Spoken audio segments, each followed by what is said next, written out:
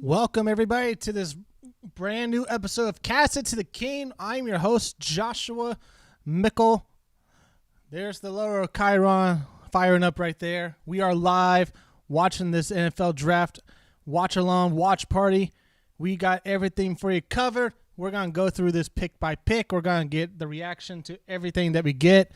And also, just to give you a quick tease of what this is going to look like, I am going to now swing over to what this is going to look like to you. We're going to be doing this live as we speak. So without further ado, this is how it's going to be working out. So I'm going to get these two together, and right about now, let's see if this works. Maya move the sticks, which is potentially a very antiquated term. Good to see you, sir. Good to see you, Charles Davis, and from Fox Sports, my guy Joel Klatt, all hanging out with us tonight. Kurt Warner and I'll Ian be over here in the corner, and Jamie Erdahl will join us. DJ, I'll be up you there in have the the upper first right word. corner. Again, this What you're reaction. looking forward to tonight. Well, there's a couple stars So at with the top that, of the. That's how we're going to get away with this, and that's how it's going to get done. So right now, Titans are going to be first overall, first on the clock, and we're going to get our reactions to everything. The main thing tonight is going to be just going over just reacting to what these experts on the NFL Network have to say about all this. And once again, if you're just joining us, I'm your host, Joshua Mickle of the Cast It to the King show here on this YouTube channel, Kick It to the King Productions. Welcome. If this is your first time on this stream platform, thank you for taking the time to watch this right now. And right now, as they're speaking about it, they're talking about where's Shedeur going to go? Where's Shedeur going to go? And that's going to be the main thing for tonight. Where does Shedeur Sanders fall? And we actually have its own place slide right there. Shedeur Sanders. How far does the slide go for him? And how long does it last for him? Because for Shedeur Sanders, coming out of the NFL, coming out of the college football, and what do we have here? Roger Goodell's riding on a bike. This is interesting. Well, he's doing a local custom. I guess I so. thought they would cheer this one for once. He's like, if I don't get cheers now, forget it. It's just always going to be this one. Oh my lord! on, going around the whole stage. All right. I respect that. Very good. Who's biking with him here? Oh, wow. I think I saw. I don't know what's going on right there. Oh, they got a whole crew out. What is going on here? Lil Wayne, apparently. What's the significance of this bike riding? I don't understand this whatsoever.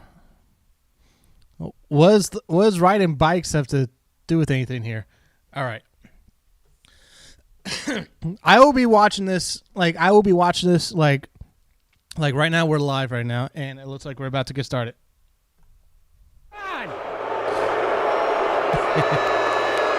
Oh boy. Okay, welcome to the 2025 NFL Draft in Green Bay, Wisconsin. Oh, Lord.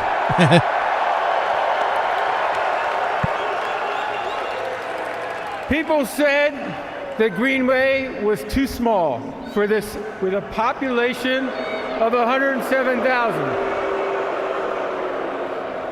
But we have over 125,000 people here and still counting. Wow. That's crazy. Obviously, Green Bay may be small, but it's mighty. Thank you all for welcoming us here tonight, and hope you have a great few days. Why? I never understand why they keep booing this man. Why?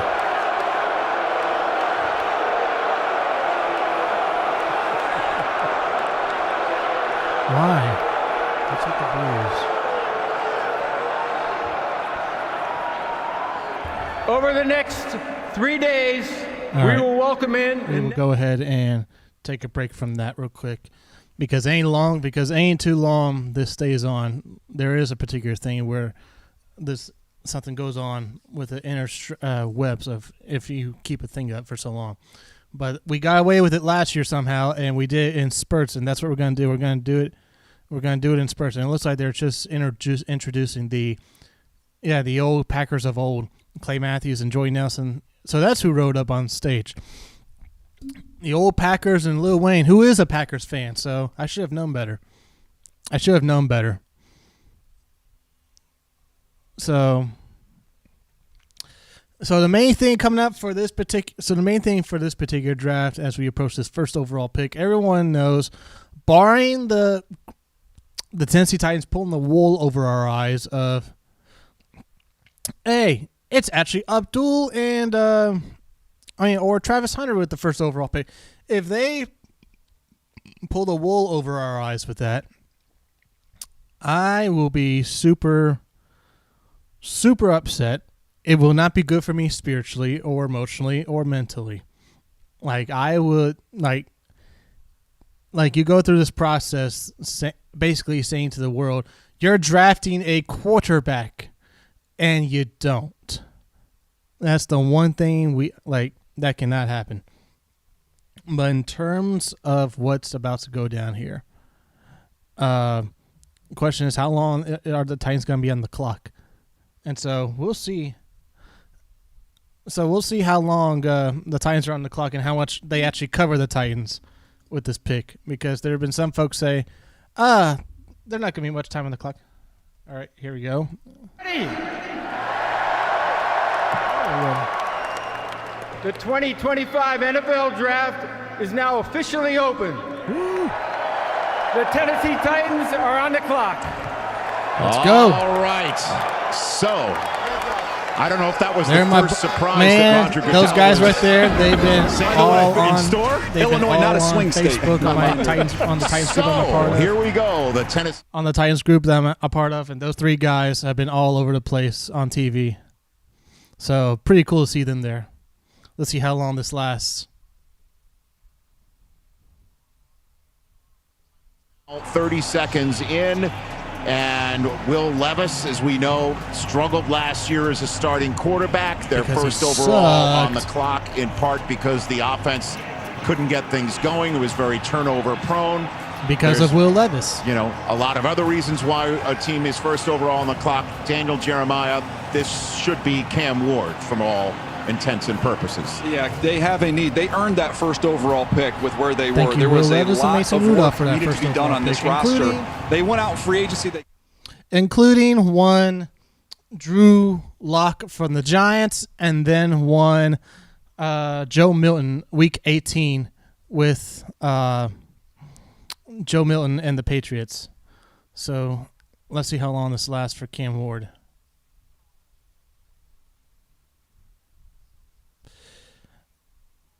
I can't imagine this pick being anything super shocking per se, because right now they're doing the chatter on TV. So we'll come back in here real quick. Your division and chasing C.J. Stroud, that's your first and foremost. But I think that he has earned this spot, Joel and Rich, because of this. The Tennessee Titans made him earn it through the process. I don't think they went into the idea that a quarterback was absolutely going to be their pick at number one. They were hoping for that king's ransom that John Robinson got in 2016. They're not on the phone when he with, was a GM. Someone Cam make Ward. us an They're probably on the offer. phone We with need Warren help Moon everywhere on to this get the number roster. one jersey But as they approval, kept going through the so they can process, post on kept socials probably. evaluating, kept going through things, Cam Ward earned their trust, earned their respect, and they hope that he will be their Steve McNair going forward as this franchise gets kickstarted once again. That was the comparison. That's the comparison that I've been hearing all draft cycle is Cam Ward, Steve McNair. And at first, I just want to tune it all out and just essentially say, like, there's only like no one. There's no other Steve McNair. Others have been compared and others have failed. But in terms of all that, it's just. And then you see the side by side, and then you see the side by sides of some of the Cam Ward highlights, and then you see a side by side with Steve McNair. It is, I can't deny it. It is is really identical with in terms of what it actually looks like. So we're approaching we are past the 7-minute mark right now. So we'll tune it back to these guys. Draft and been a part of that.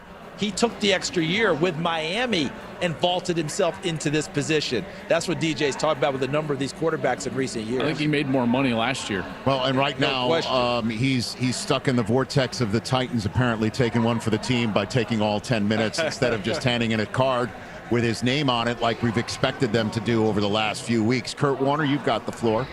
Well, guys, DJ talked after about how many maybe mock not drafts being quite of there oh yet. they're going to draft Abdul or Travis, where you watched him in college and he wasn't always clean. All right, someone's on the phone, and sometimes you question the decision making, but there was no question about the talent and per the competitiveness, NFL and that's rules, what I see. Per the NFL rules for the NFL draft is that they cannot shoot someone live taking a phone call before the pick is made.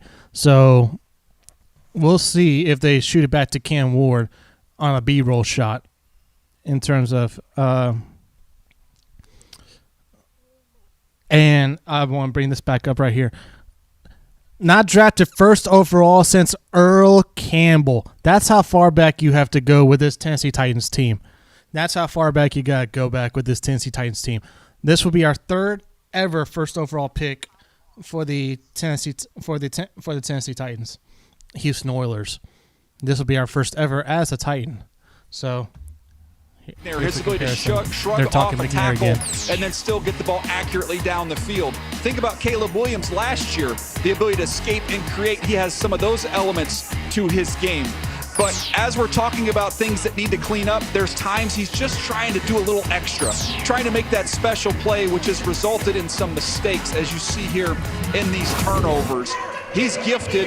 There's things to clean up, but I'm excited about him, guys. And when I reached out to Shannon Dawson, the offensive coordinator at Miami, he talked about the energy and positivity he has and his ability to handle adversity.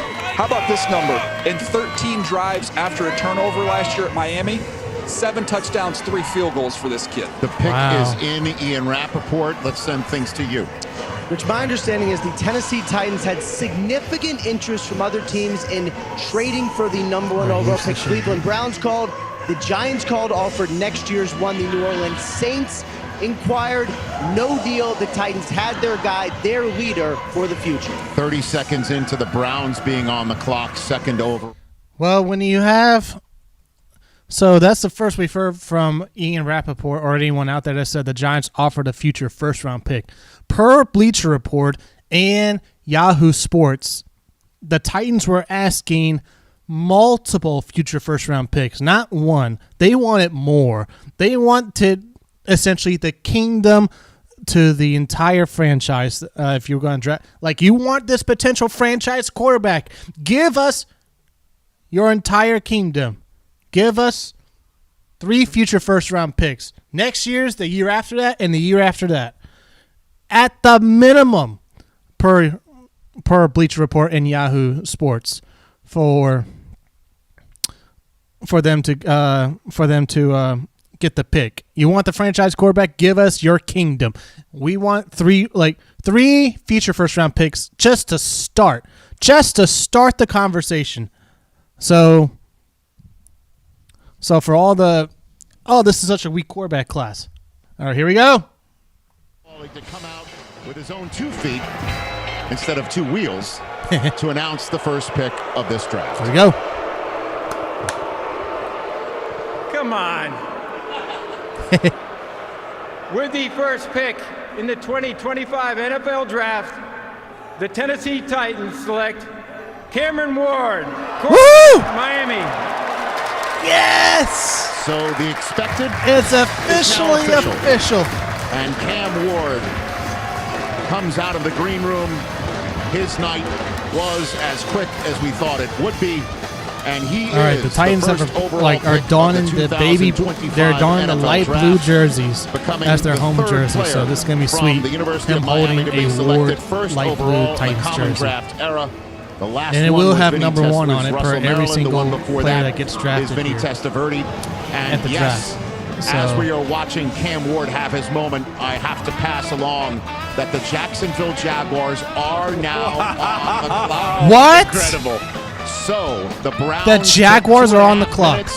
What? Field a call from Duval County, and the Jacksonville Jaguars have moved up from 5 to 2. 7 minutes until we hear that pick at the very least. In the meantime, oh no.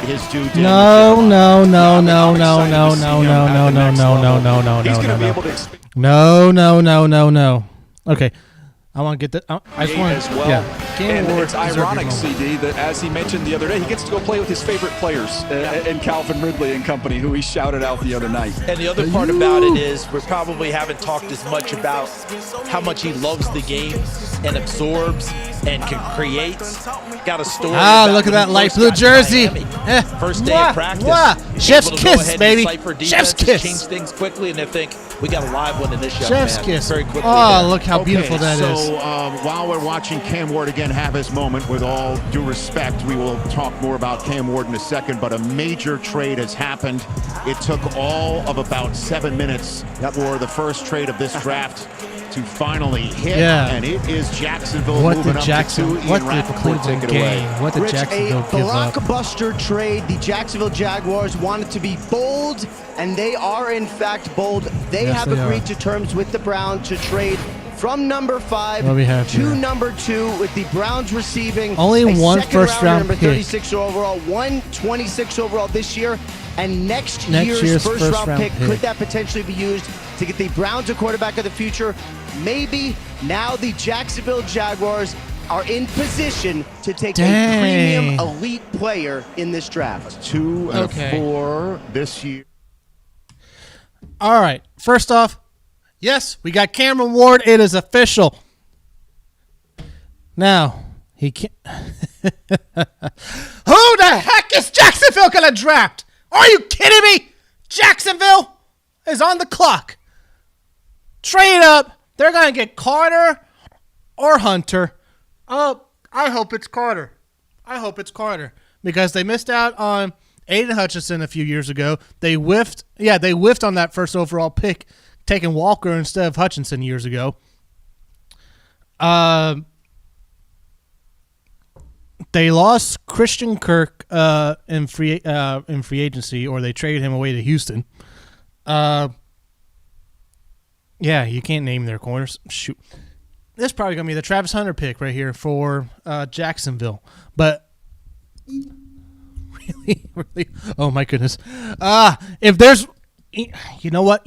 If there's one team in the division I could live with trading up to get the second overall pick. All right, let's cue it back to Cam Ward for a moment. Pick. How does this moment feel to you? It's special. God did everything for me. Him, myself, my family, and I'm just blessed to be here. I'm ready to get to work with the Titans, with my teammates, and I'm just ready to get the process going. We've seen you playing football, playing catch in the back all night long. You're staying loose. How ready are you to get to Tennessee and show them what you got? Well, I'm ready. That's all I've been dreaming for. It was an opportunity to play in the National Football League, and they blessed me with it. So I'll make sure they get everything I've got. Congratulations. Thank you. Thank you very much, Jamie. Greatly appreciate that. I am updating this lower third now. So the last time a team traded up into the top 2 of a draft for a player not a quarterback was when the Rams traded up for Orlando Pace, first overall in the 1997 NFL draft. So All right. So Cam Ward is going to make a big difference coming in. Now we can't stick with Cam Ward for long, and we'll probably talk more about it during the commercial breaks. But in terms of what is going on right now,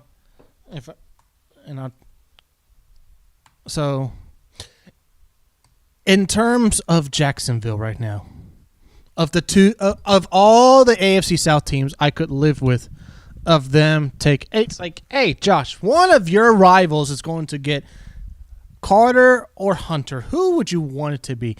I would say Jacksonville, in all honesty, because Indianapolis would probably screw around and get better as a franchise, as they sometimes luck themselves into. Houston has C.J. Stroud. Jacksonville they're one of the worst run franchises in football. Like Trent Baalke for they fired their head coach and they were trying to hire a coach and get Trent Baalke as the GM still, and no one wanted to come to Jacksonville, and so now Trent Baalke's out. This new GM is in. This new head coach is in, and what a way to start out tonight.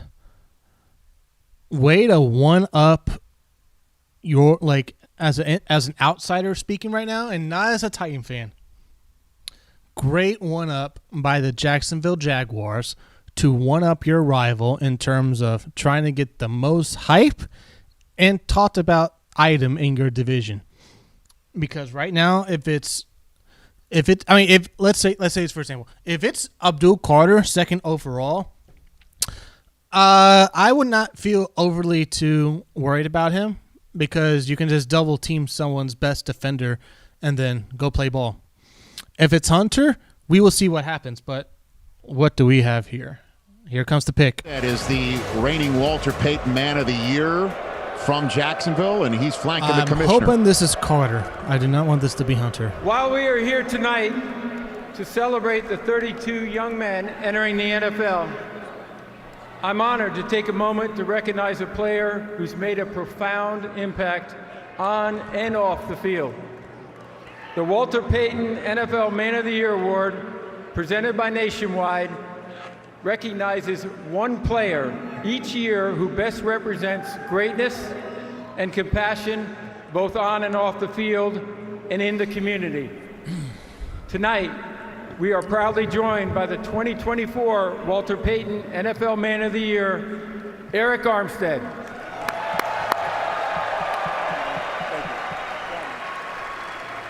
What is this pick going to be?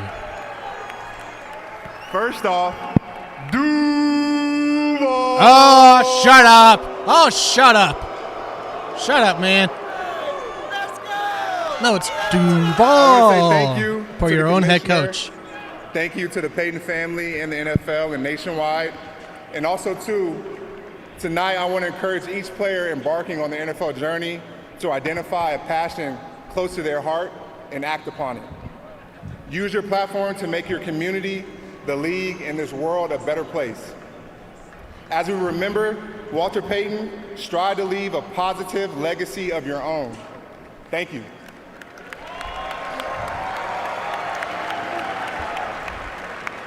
Get the pick already, man. Come on. We have a trade. Get to the pick. Oh, my goodness gracious. The Cleveland Browns have traded the second pick to the Jacksonville Jaguars.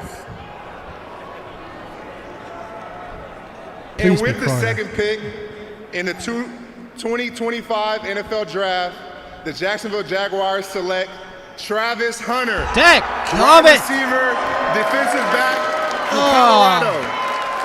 So the Jacksonville Jaguars go bold, sort of like the color Absolutely of the jacket. not. Travis Are Hunter you freaking kidding me? is dancing his way out of the green room in, taking that hot pink to the land Good of teal grief. in Duval County. First and off, the Jacksonville Jaguars all pink like that. move up 3 Ugly. spots. Trade Very next year. ugly. Very ugly. Tough, in my opinion. Like, you can't be all pink at an NFL draft. Okay. I'm just going to take that off right now. That's... All right, Travis Hunter. Good luck being in the league for about 5 to 7 years if you want to play both sides of the football, because you're not going to be able to do it. You got to pick one side or the other. One side or the other. So we'll go back to him. Oh, he's not sweating, I can tell you that much. 115 plays per game. Just think about that. And right now, I'm just wondering, Champ Bailey, all those other guys who could, Charles Woodson, did they feel like they were born too soon, Joel? For them to be utilized like this young man will be utilized in the NFL. He is a special player, certainly, just between the lines. I His will instincts on both sides of the ball, but the conditioning is just off the charts. I will not There's hear no way the- to explain it, DJ. It's going to be a long season. All right, let's get into some of the video, guys, and can show you what he does on both sides of the ball there at Colorado. Let's start, first of all, on offense.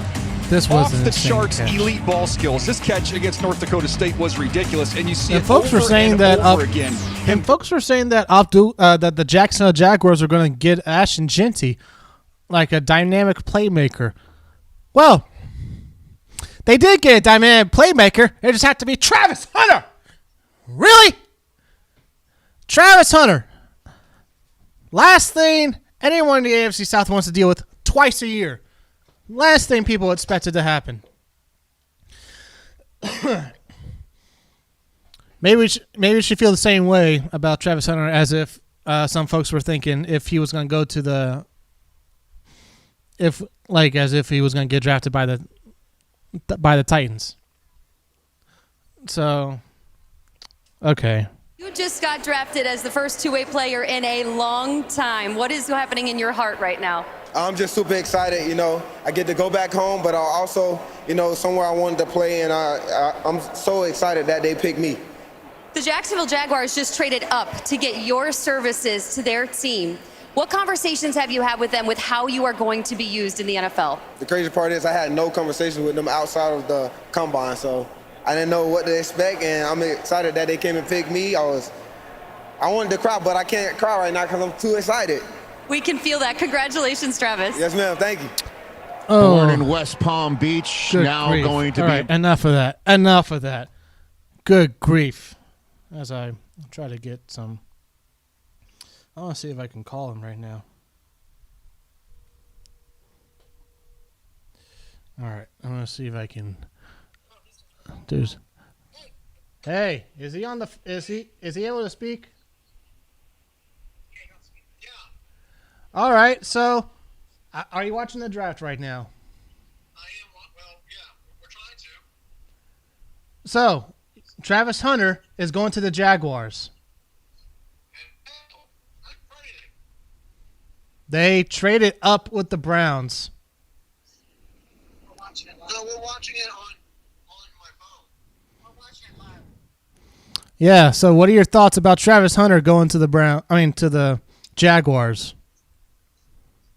I'm not worried about Travis Hunter. I don't really care. I don't think he's all that. But what I'm saying is, him as a player ain't going to hurt us. So you say, because I think this is going to be like you want to talk about like a headline stealer for like to get something up on your rival. The Jaguars did that after the Titans select Cam Ward. And by the way, you're on speaker right now, and I'm live right now. So I just wanted, so I wanted to get your initial reactions, like I would think you're upset about this. So you have no issue with this at all, none. No, I don't. Well, I mean, here's the thing: if he's going to play both ways, I don't see how he's going to be able to be in the meetings, be in the practices, and all that stuff for both offense and defense. So he's got to be limited on one of them. There's no way he can be full-time offense and full-time defense. So something's got to give. That's why I'm not worried about him playing both ways, because he can't get the full training and impact during Monday through Saturday that he would if he was just on one side of the ball. So yeah. I think that it's a good pick. For them, I would love it, But here we go. Hang on. Abdul Carter. Abdul Carter to the Penn Giants. State. There you go. So the first spot that could have gone to Shedeur Sanders that we expected does go as expected to a dynamic. I need to rename Penn this. State I need to Nittany rename this. Lion. All right. Not a surprise there. Abdul Carter is now drafted as a Giant as I pull it back to my feed here. So, where do you think Shedeur is ultimately going to go? I want to say New Orleans. What's the team you don't want him on? Pittsburgh. I don't care. I mean, I don't know. I don't really care. Yeah, I don't like Pittsburgh, but I don't necessarily think Shedeur Sanders is going to be the next, Tom Brady. Yeah, I mean, me neither, but yeah. So While we have you on for a moment before I let you go, what do you think about the pick now that it's official that it's Cam Ward? I like the pick. If you ain't got a quarterback, you ain't got a team. And so we need a quarterback. And if we missed it, at least we missed swinging for the fences. Exactly. So, and you got to have a partner to trade back. So maybe the trade packages weren't what they wanted. Yeah, Ian. Yeah, so Ian Rappaport said before the Titans made their pick is that the Giants were the one. He only mentioned the Giants were the one team to give up next year's first round pick in a trade package. But if you remember, per Yahoo and Bleacher, they were asking for not one first round pick in the future. They wanted more. So yeah. Well, that's you ask for more than what you think you're going to get. So you'd be foolish not to ask for that. But anyway, let the Cam Ward era begin, and I hope that it works out. This time. We'll have to wait and see. But I like the pick. I think a quarterback would make the difference over an edge rusher or a receiver here. So I think that's just the smart pick right now. All right. Thanks for your insight, Mr. Mickle. Thank you. So, yeah, glad you were able to answer my call. So I don't know what the call laws are in Tennessee. I know that it's like open call per se in Texas. I don't know what the laws are in Tennessee, but you don't have an issue with being broadcasted on a phone call. So I do not have an issue. with this phone call, anyone else you would have an issue with. Yes. All right. You drive safely. I know you're going to Maryland. Yeah, you are going to Maryland, right? So, yeah, drive safe. Drive safe. Thank you very much. All right. And I'll let you go. All right. Bye. All right. Let's get back to this right here. We have Abdul Carter being freshly drafted by the Giants. The Jacksonville Jaguars moved up from 5 to 2 to take Travis Hunter. The Browns moved from 2 to 5, got a 1 in next year's draft. There was a swap of fourth-round picks. They also, the Cleveland Browns, wound up coughing up another selection in this draft Jacksonville to Cleveland for the right to have Jacksonville move up and select Travis Hunter. Jamie Erdahl is on the stage with Abdul Carter. Abdul, you are born and raised in Philadelphia. You are wearing a New York Giants hat now. What does that tell you about your football future? In 6 years, you're going to sign with the Philadelphia Eagles and join Saquon. Yeah, I love it. I appreciate New York. They're getting everything out of me. I'm thankful to be here. I'm thankful to have this opportunity. In what ways are you going to make this Giants defense incredible? Just being myself, just being incredible. That's what I am. That's what I do. That's what I've been doing my whole life in New York. I'm coming. Y'all going to get the best out of me. Got a great smile, Abdul. Thank you. Thank you. Congratulations to him, and congratulations to the Jacksonville Jaguars. This might be one of their best. They're still talking about him. Good.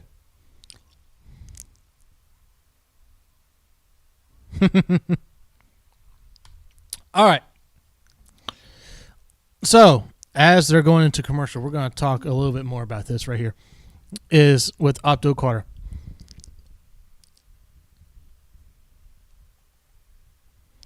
And what do we have here? Do we have our first ever ding on YouTube? We may have to cut this short. Let's see.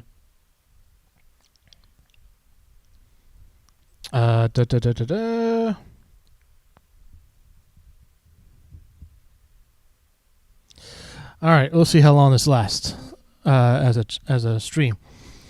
All right, so with Abdul Carter now going to the Giants, that this guy, like folks want to talk about. Shedeur Sanders is such a loudmouth. He's such a ego. He's such a big hothead. Like has such an ego per se. While they failed to realize that the guy that a lot of people for a long while had pegged as the Titans pick either at first overall or in a trade back is that this guy has such a big mouth on his social media. This guy Abdul is a big loudmouth, like, of everything combined of what Shedeur and Cam Ward have said in the last year. Abdul has done that in the last few months in this draft cycle. And so, with that being said, though, it is really interesting, to say the least, that we'll see what happens with Travis Hunter. We'll see what happens with Abdul Carter. And we will actually take a break of our own, and we have a special graphic for that. And we will be back shortly to talk more about the NFL Draft. All right, we are back live, and we have the pick in for the Patriots. With the 4th pick in the 2025 NFL Draft, the New England Patriots select Will Campbell, tackle. All right, LSU. Will Campbell. So the Patriots. Will Campbell is the pick for the Patriots. And, yeah, it was the right pick to be made for the Patriots because they have no tackles whatsoever in New England. They have no tackles, and they had to take one.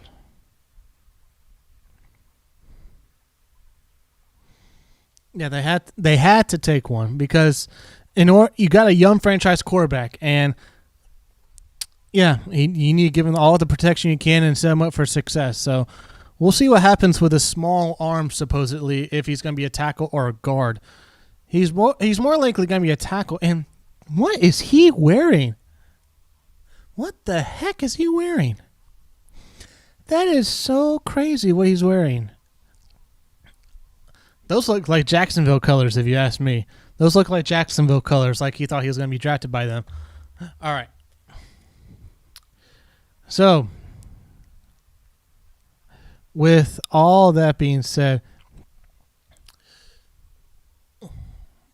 as he's about to come up on the stage,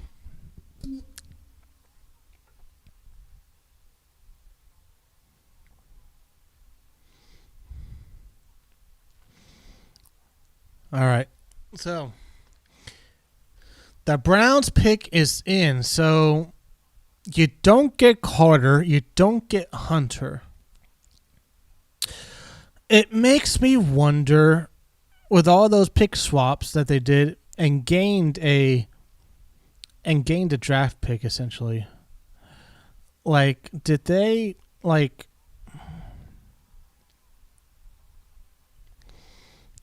for the Browns, like they gained the first. Let me just double check something. Did they gain any more picks, or was it just that? All right. Let me double check this because I don't want to rewind anything.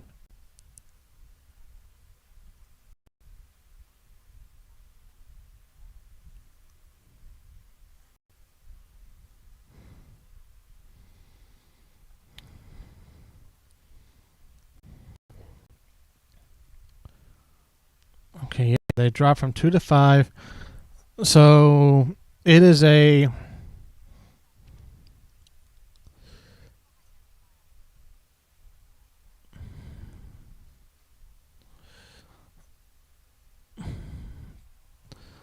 So the Browns are going to get another one of those top second round picks. So this looks like a straight up. Yeah, they're just upgrading. The Jags are upgrading picks with the Browns, but the Browns get next year's first round pick essentially. So how's that? How do you do that? How do you do this right here? So apparently the Browns have traded their second overall pick. We know that with a swap with the Jaguars. We know that the Jaguars get a second round pick this year in exchange for the Browns' fourth round pick this year. And the Jaguars get another fourth round pick this year, and the Browns get the sixth round pick this year. Like, it's a straight up decreasing thing for. Oh no, my bad. Yeah, my bad. Yeah, they I don't know what I'm talking about here. I'm trying to do multiple things at once, trying to see this at the same time here. It's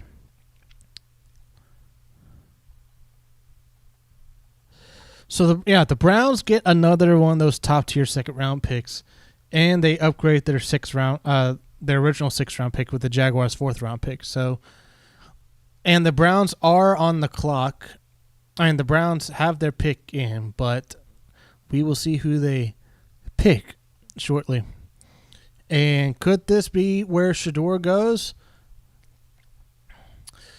Could the Browns draft Ashton Jeanty from Boise State? That would be something if that were the case. Like, could that actually happen? Because we will see what goes down here in terms of things like that.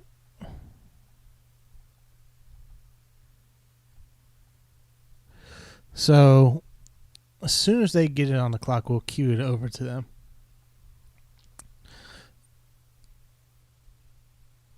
All right, here we are. Right off the bat with the Browns moving down to make this selection. Who is this going to be? With the 5th pick in the 2025 NFL Draft, the Cleveland Browns select Mason Graham, defensive tackle, Michigan. Wow. Browns fans, welcome in a Wolverine to the mix. It's Mason Graham going to Cleveland. The big defensive tackle is now headed his way to Cleveland. All right, so I'm curious. Okay. Well, I try to meet this in my ears now. I'm wondering how in the world, unless Myles Garrett is straight up lying to folks, what besides the money that he got paid, why did he re-sign with the Browns? And he said that he was told this grand plan by the Browns, and we don't know what it is. Unless this grand plan is hey, we're going to trade back. We're not going to get Travis Hunter or Abdul Carter. We're going to get Mason Graham. Where do I sign? Let's sign this contract, Cleveland. Oh, boy. Oh, boy. All right. So, as he's walking up on stage, the big thing is still Travis Hunter going to the Jaguars. What the actual heck is going on here? Because this is getting insane in terms of what next year may bring, and it's going to be quite the... Oh, Lord, this picture. Oh, let's all clap our hands. Yes, let's everyone golf clap. Everyone golf clap for the cameras. Shedeur continues to slide. Las Vegas is on the clock, and the running back is there. So, Pete Carroll, you may get your Marshawn Lynch after all. And Ashton Jeanty, you just might become a Raider. You just might become a Raider. All right. So, for those that may be joining in for a bit here, for segments of this live stream, we will queue up who is being selected with with each first round pick, and we got pretty much the gist of it out of the way for those that may be followers on the show. It's Cam Warden to the Titans. That's the main story, and that's all there and done.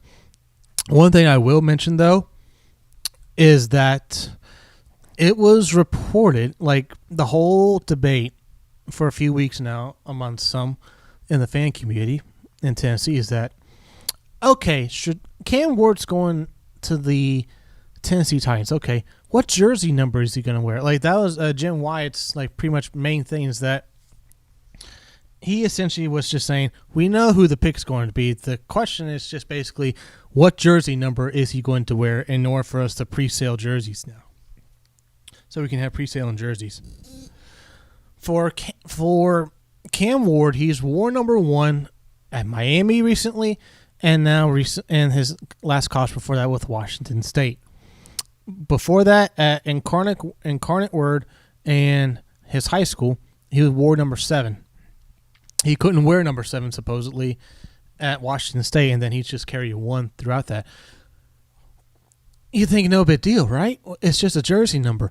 Number 1 is retired by Warren Moon. The Titans have retired the number 1 number per Warren Moon in October of 2006. And funny enough, here's a little history lesson for you.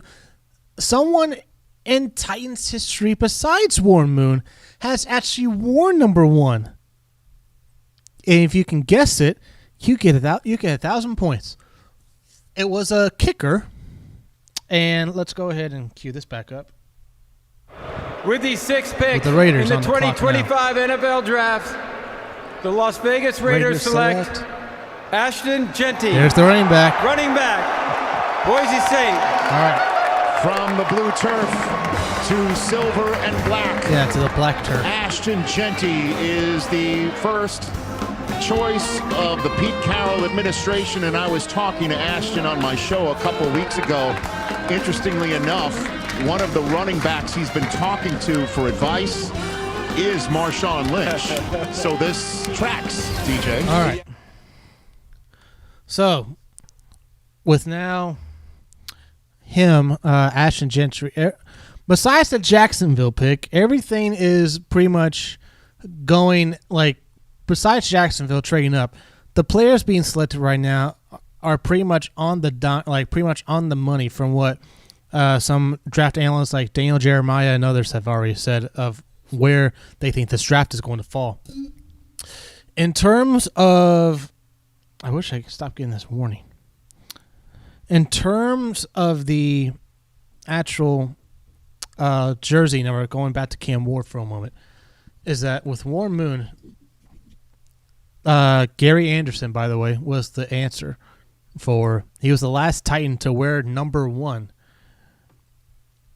And then that number got retired in October 2006. And Warren Moon is in the Ring of Honor. Warren Moon was asked by a PK, Paul Kowarski, about, hey, what do you think of giving your number to Cam Ward? And Warren Moon said to him, I'm currently thinking about it. I'm currently thinking about it. Now, if he had worded that, I'll have to think about that, or that's never really come up to my attention, then there'll probably be no chance that Cam Ward gets number 1. There's no way Cam Ward gets that number 1 jersey.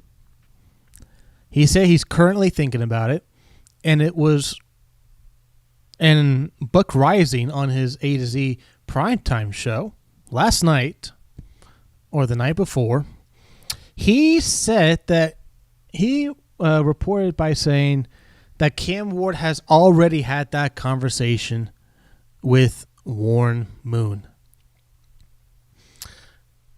Now, you want to talk about something that'll get folks hyped up? You want to talk about things that will generate sales and whatnot? You put Cam Ward, like Warren Moon comes out later tonight or tomorrow and says, Cam Ward, here's number 1. You have my blessing to wear number 1 for the Tennessee Titans. I think jersey sales are going to go through the roof if that happens. It will certainly be one of the most pop selling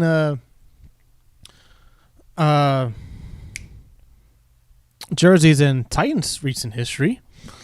And right now the Jets pick is in at pick number 7 as we're talking about this. In terms of what may go down with what's going to go down with Cam Ward in the jersey number? Is he going to wear number 1? I think there's now a high probability that he probably will be getting that number 1 jersey. And let's just say that if he does get it, fair or not, there's going to be a lot of high expectations on Cam Ward.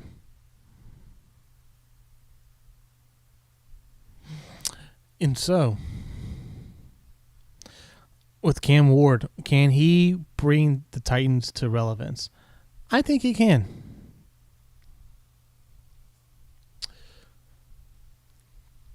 All right. The NFL draft is currently on a commercial break, and we will go ahead and cue up a break ourselves right here, and we will be back shortly. All right, we are back, and the Jets are about to make their announcement pick. And there's chatter that it's going to be the tight end out of Penn State or the O tackle from Missouri. But before free agency happened, there's those wondering, could Shedeur go to the other New York team before they signed Justin Fields? So here we go. Great, a little bit up the flow chart since then. With the 7th pick in the 2025 NFL Draft, the New York Jets select Armand Membu, Missouri. There's a tackle.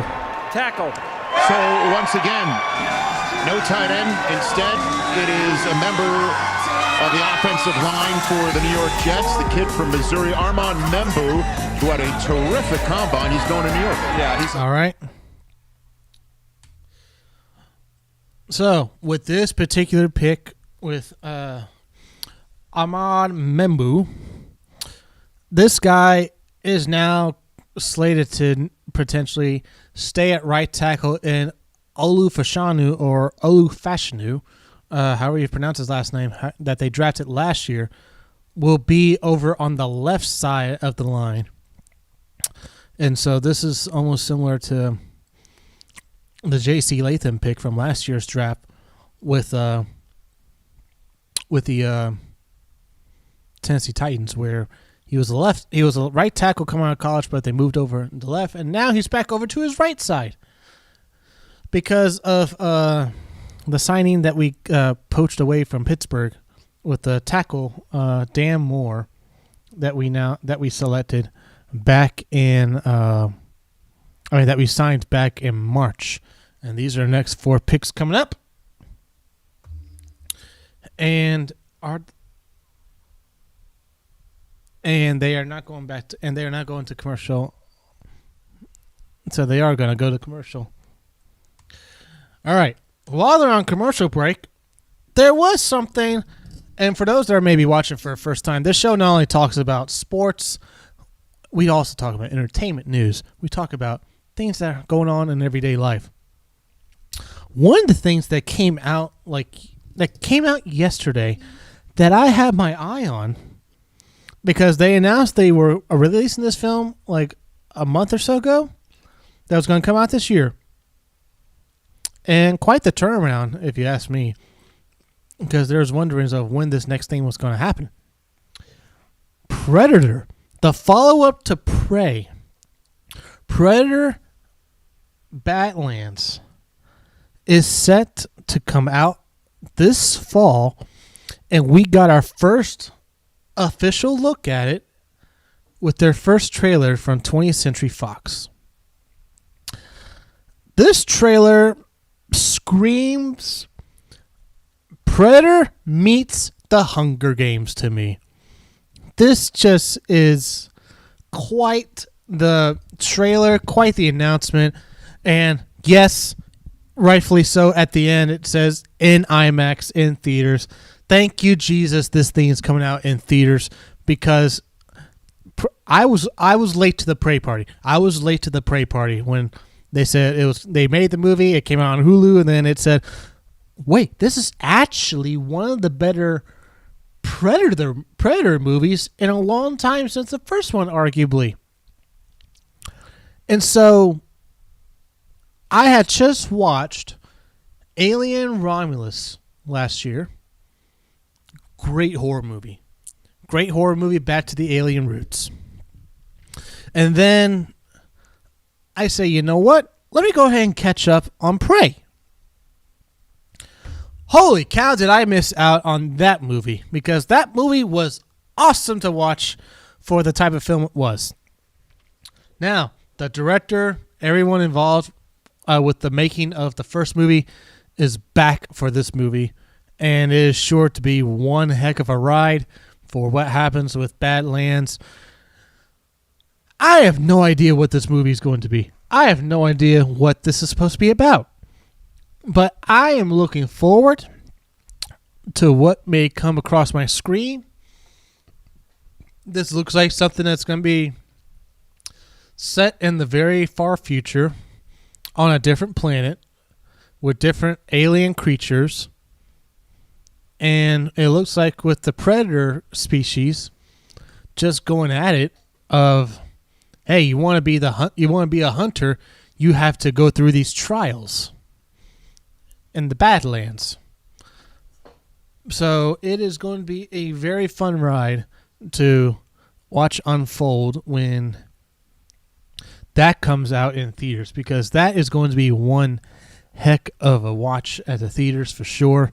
And after watching Prey, it was a crime for that film not to get released in theaters. A crime for that movie not to be released in theaters, because I understand why the mindset of put it on Hulu, because at the time it was not because of COVID. It was not because of shutdowns, this or that, of like social distancing stuff. We were well past that. You look at the numbers for the Predator and Alien franchise at the box office, it has failed to make money.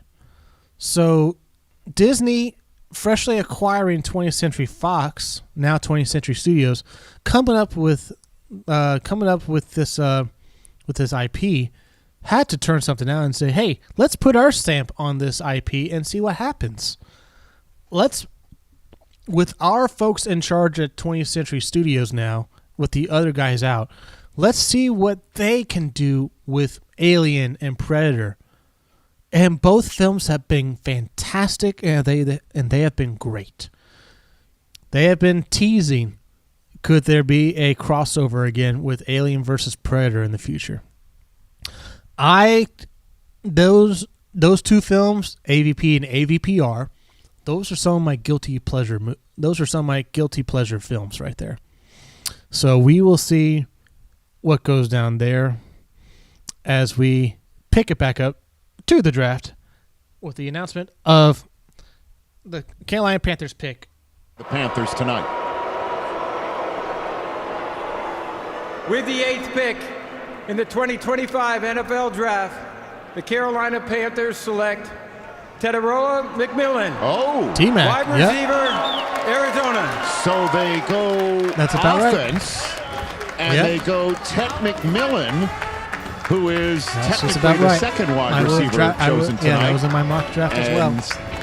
It's the Bryce Young, you got yourself a weapon from coming your way. Arizona. Bryce Young, you got yourself a very tall weapon coming your way. And for those that were saying Dallas is going to trade up and get Travis Hunter, didn't happen. For those that said the Cowboys are going to draft T-Mac is his nickname. For those that are saying Dallas is going to draft T-Mac at 12, didn't happen. Didn't happen. So Bryce Young had to hit the reset button on his year after the way it started, and it was quite abysmal. There were some saying that that the Panthers could be looking for a quarterback in this particular draft because of how bad he played. That's how bad Bryce Young played last year. And so now, with the research, like after Andy Dalton got injured, you have now a resurgence in Bryce Young, and now you don't have to worry about quarterback. Give the man weapons. That's like just begging for some weapons to throw to, because when he got to Carolina, not only did they trade away the haul to get Bryce Young, but they traded away like the opportunity to get weapons for him, because like they didn't have chances to get. I mean, now they're finally able to replenish some of their in their draft choices, hence this first round pick that they have. And they traded up in the draft, in last year's draft, at 32 overall, I believe, and got the South Carolina guy. And he turned out pretty well from all indications. But Bryce Young had the second half resurgence of last year, and that shootout between Atlanta and Carolina was pretty cool to watch, to see what that duo of different quarterbacks could be for Bryce Young and Michael Penix. Of like, we have this back and forth of young quarterback versus young quarterback. If we can get this consistently, they can improve their play twice a year.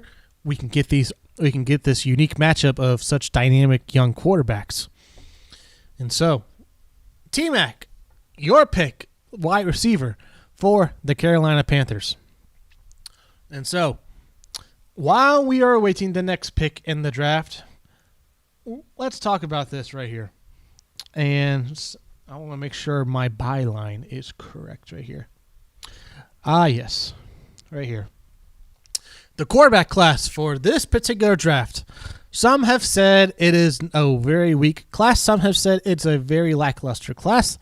Some are saying no quarterbacks at all should be drafted in the first round this year because they're just being overhyped because the team needs. Well, let's get that first thing out of the way. If teams were drafting because the team needs, the Browns would have selected Shedeur, the Giants would have selected Shedeur, the Jets would have selected Shedeur, and the Raiders would have selected Shedeur. So, and the Pickett's in. Shoulder injury, still has not yet made a decision to consulting with several experts whether or not he's going to have surgery. They do not know if he's going to be ready or if he's going to play at all in the 2025 season. That brings us around to the quarterbacks. They did all the homework on the quarterbacks. Where Shedeur is off the board. Surprised if Shedeur Sanders was the pick here, but several other quarterbacks they like in this round. Well, there's Shedeur at the crib, as Prime would call it, in Texas. Why, Ian, would you say you'd be surprised if it's Shedeur Sanders with this pick here? Rich, just based on my conversations, either it's the longest con of all time or the Saints liked Tyler Shook and Jackson Dart just a little higher just based on the overall package than Shedeur Sanders. Thank you very much, Ian. Your sense on this? All right. That last part. If Tyler Shook or Jackson Dart are drafted in the top 10 over Shedeur Sanders, there are some crazy folks in New Orleans right now going cuckoo for Cocoa Puffs. Right now, as one of my favorite YouTubers would say famously, you've gone cuckoo for Cocoa Puffs, to say it nicely on the stream here. If those two guys are the quarterback here at 9, the Saints have lost their minds. They have lost their minds. I don't care who the head coach is and who the play caller is. Jackson Dart cannot read an NFL playbook per Lane Kiffin's offense everywhere he goes. And Tyler Shook is about to be 26 years old this year. All right, here we go. Let's see what this is. Does the Shedeur slide in? With the 9th pick in the 2025 NFL Draft, the New Orleans Saints select Kelvin Banks Jr., tackle, Texas. All right, safe pick. So goes another offensive line. DJ, your thoughts? Well, I thought these. All right. I forget who brought it up. Someone on ESPN or NFL Network that I want to say it was someone from ESPN that said the Saints don't normally go like skill players in the draft, and that they just draft interior linemen, like interior guys. And they had like a whole list of previous mock drafts. Of previous drafts of them taking D linemen an O lineman, and add another apparently to the list of O linemen for the New Orleans Saints, because the Saints do need offensive line help. So again, we are now at pick number 10, and Shedeur Sanders is still on the board. I'm going to have this graphic up now. We are on Shedeur Sanders' watch right now, officially. We are at pick number 10. It is officially Shedeur Sanders' watch. Where is this quarterback going to go?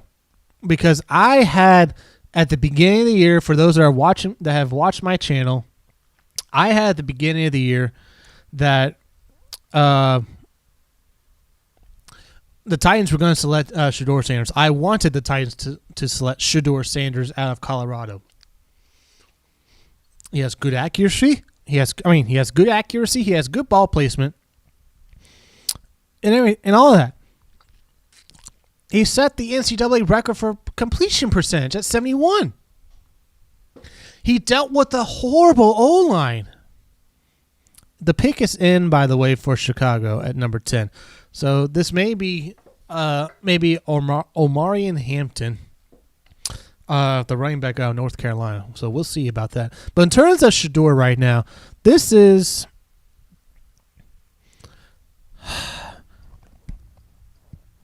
for Shedeur Sanders and the hate that he has gotten. And I agree with Stephen A. Smith for all the videos that have been talking about Shedeur Sanders with this aspect here. What has happened between the end of the season to this point right now?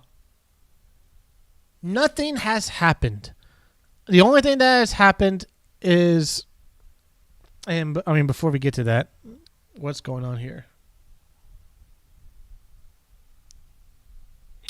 Oh, they're just talking about schedule. I won't cue that up. All right. So, in terms of Shedeur and the hate that he's getting, wait, are they going to release a schedule right now?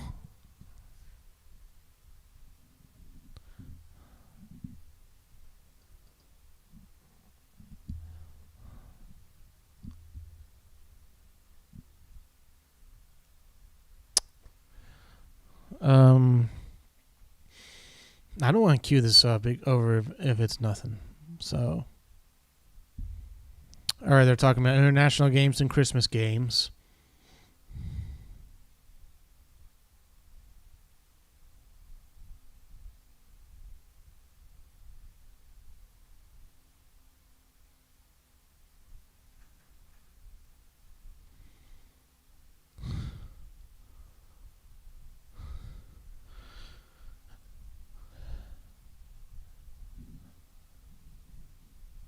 All right, so so the whole big thing they just did now is that every game will be revealed May the 14th for the NFL schedule release.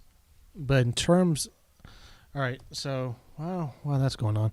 Shedeur is we got to be frank here. Shedeur is getting the slack that he's getting because of his last name, because of his father, and the brashness of it.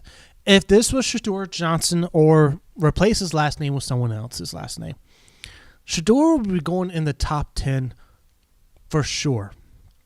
There is no excuse for him to be falling right now. And I know when it was, who could Tennessee select? Is it Shedeur or is it Cam Ward? I said for the longest time, both are going to be equally good. The question is, what's your preference? What's your cup of tea? And for the Titans, they chose Cam Ward. And by all accounts, we wouldn't mind having Shedeur. And here comes the pick for the Bears. Make a Bears Ben pick in Green Bay. Yes, a Bears Yesterday, pick. the NFL family lost a true legend, Bears Hall of Famer Steve McMichael. My heart is with the McMichael family during this incredibly difficult time.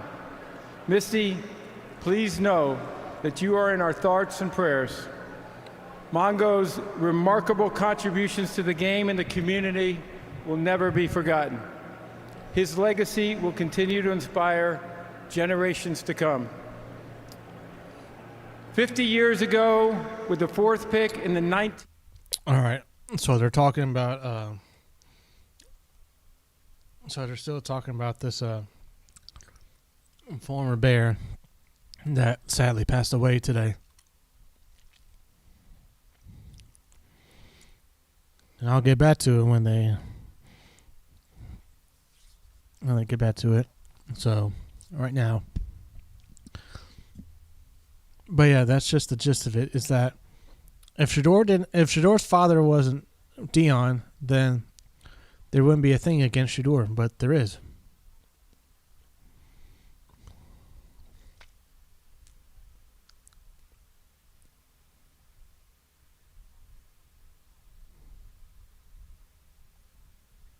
All right, here we go.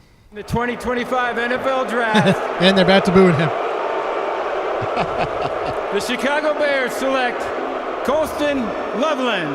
Who? Tight end, Michigan. Wow. Oh. So it's Colston Loveland, not Tyler Warren. That's a bit of a surprise. I had them right next to each other Okay. on my list, so they're Tight end, both but excellent not players, the different Penn State styles. He's tight a end. smooth mover. Kind of remind me a little bit So of Mark that's Andrews, pretty but quite interesting honestly, there. So that's pretty interesting. But Ben Johnson, now the head coach of the Chicago Bears. You think Sam Laporta, during his heyday with the just recently with the Lions, I mean, it's going to be really fun for Ben Johnson to utilize his tight ends now with the wide receivers that are already there, and hopefully be able to make something happen with Caleb Williams.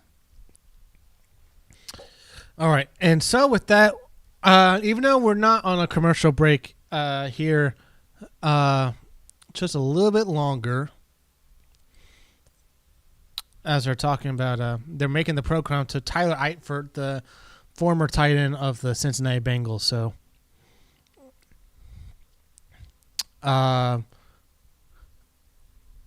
with that, San Francisco is the next pick on the board, and this Shedeur slide will continue.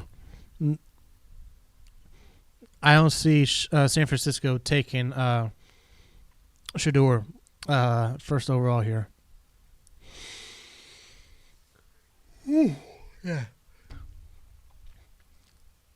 But in terms of what's going on here,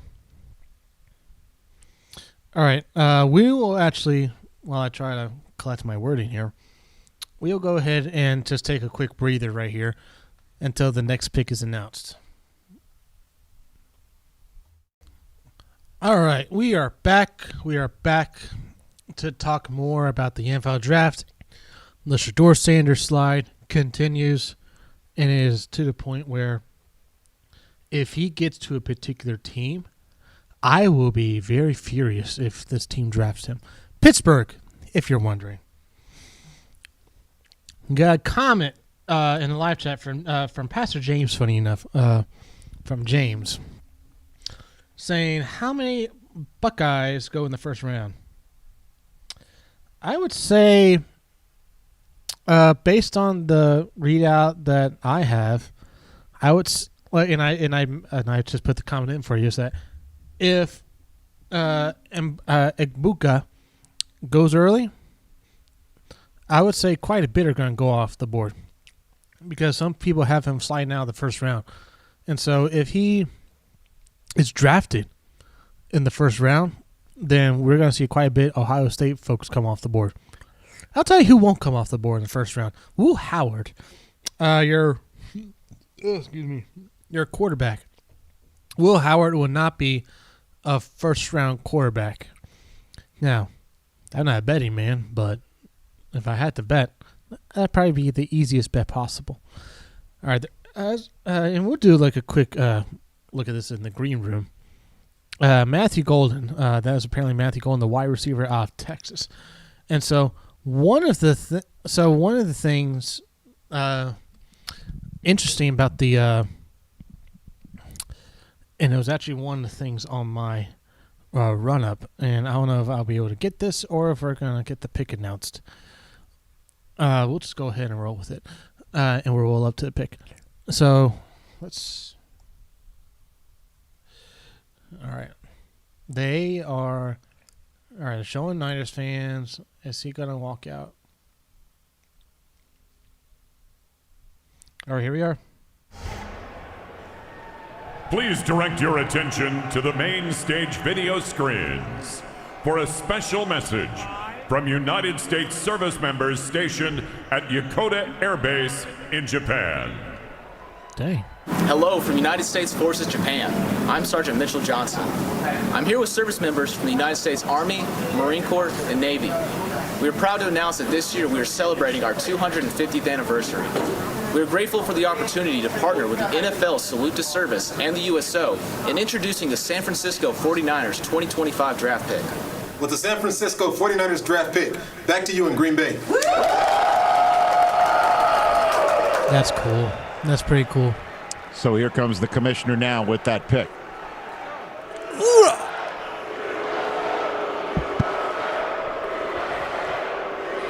USA. USA. There you mixed go. in with the requisite booze for the Niners here in Packers Thank country. you to our men and women who serve in the United States military for your sacrifices to defend our country's freedom.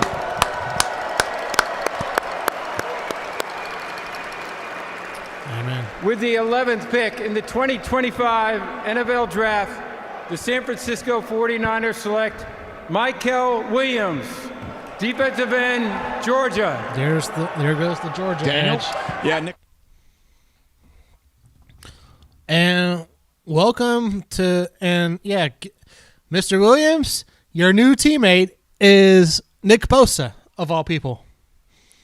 Pretty insane that edge is going to be. Folks are saying, oh, Myles Garrett and Abdul Carter. Oh, no. Get ready for Michael Williams and Nick Bosa going opposite of each other. That's going to be nuts and insane to watch. All right. And so, one of the things that was talked about in this draft is that Jalen Milroe, of all quarterbacks, was given the invitation to go to the draft. And he accepted it. Why would he accept something unless he knows something? He knows that a particular team has given him the thumbs up of, we are going to get you in the first round. And it has to be only one team. Because no one, besides this one team in particular, no one besides this one team is going to draft Jalen Milroe in the first round. This is, the overall topic of all this, with this, as I'm hearing someone outside my garage right now. I don't know what that is. Anyway, that's what. The joys of doing a live stream. The joys of doing a live stream. All right, so with Jalen Milroe, could he be a first round pick? The one team that is tied to Jalen Milroe in the first round is the Pittsburgh Steelers, and it will be pretty interesting, the reaction, if Jalen Milroe goes ahead of Jackson Dart and Shedeur Sanders. The two quarterbacks that folks are saying is quarterback 2 in Shedeur and quarterback 3 in Jackson Dart. Barring something drastic happening, but I'm looking at the draft list right now as I try to pull it up over here. It's not going to be until Pittsburgh. It's not going to be until Pittsburgh where a quarterback's going to go off the board possibly next. All right, here we are with the Cowboys pick. Who's this going to be? With the 12th pick in the 2025 NFL Draft, the Dallas Cowboys select Tyler Booker, guard, Alabama. Safe pick. So it is a guy named Tyler, but Safe it's pick. Booker. They need to go offensive line because Zach Martin, I believe, is not there anymore. And they need help on the line, especially with Dak Prescott coming off an injury. Oh my goodness gracious, the big dude.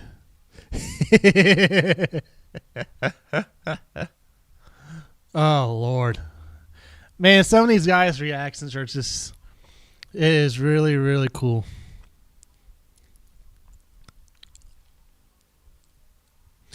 I'll tell you what though, with the way they have this lined up and built for the draft, it is pretty you have to run. You can't walk because you're going to hold up the process and you're going to take so long. So yeah, you can't. Yeah, you're going to take a lot of time if you're walking. So you have to run. So I think you're going to get a lot more fun reactions with folks running out of the tunnel per se.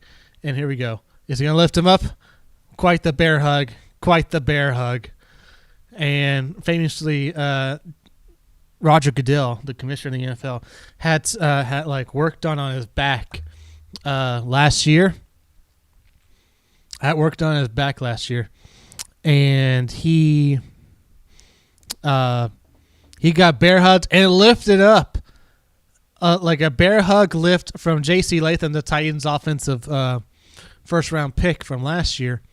And folks were wondering, did you aggravate? Don't aggravate the back that just had surgery. And it turned out nothing major came out of it, and everyone was okay. Everyone was okay. All right.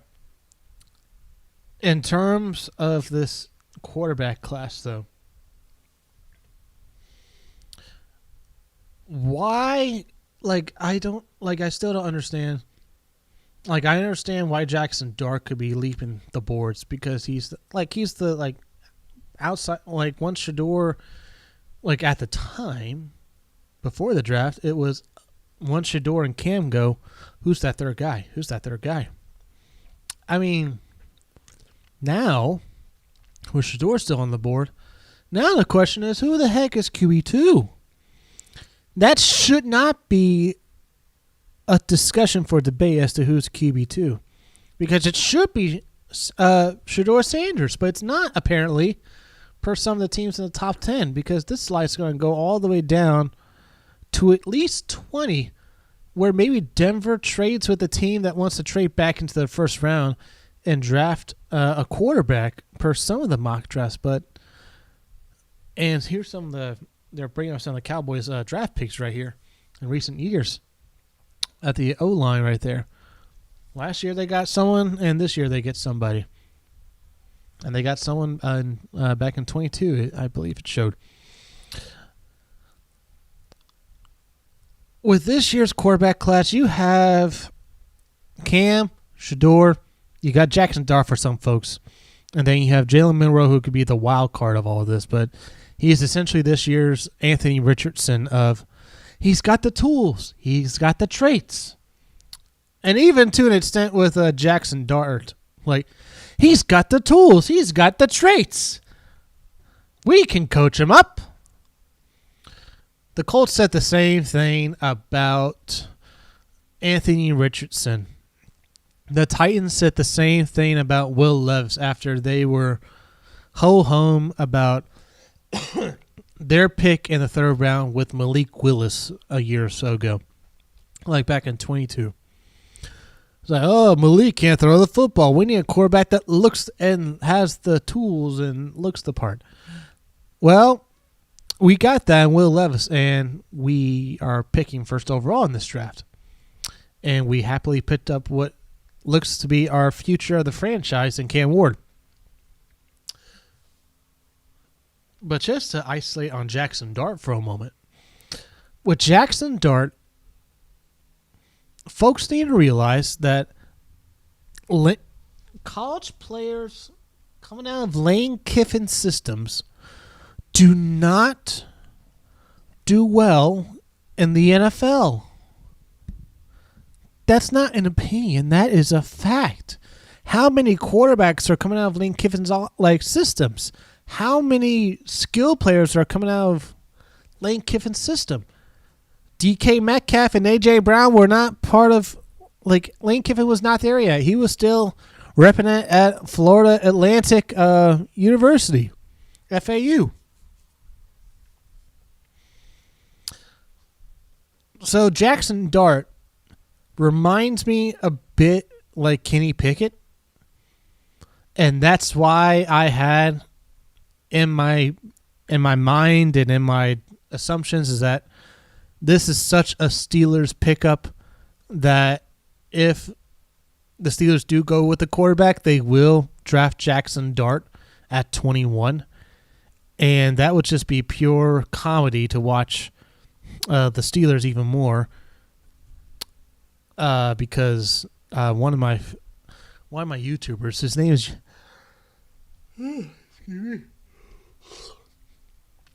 is Urinating Tree on YouTube. And that is thunder, people. Yeah, I don't know if you could hear that. It just kaboomed outside. All right, and so Jackson Dart. I lost my train of thought with him. Oh, yeah. Such a Steelers pick in that one of my favorite YouTubers, Urinating Tree, has like this funny rom-com of Days of Our Steelers.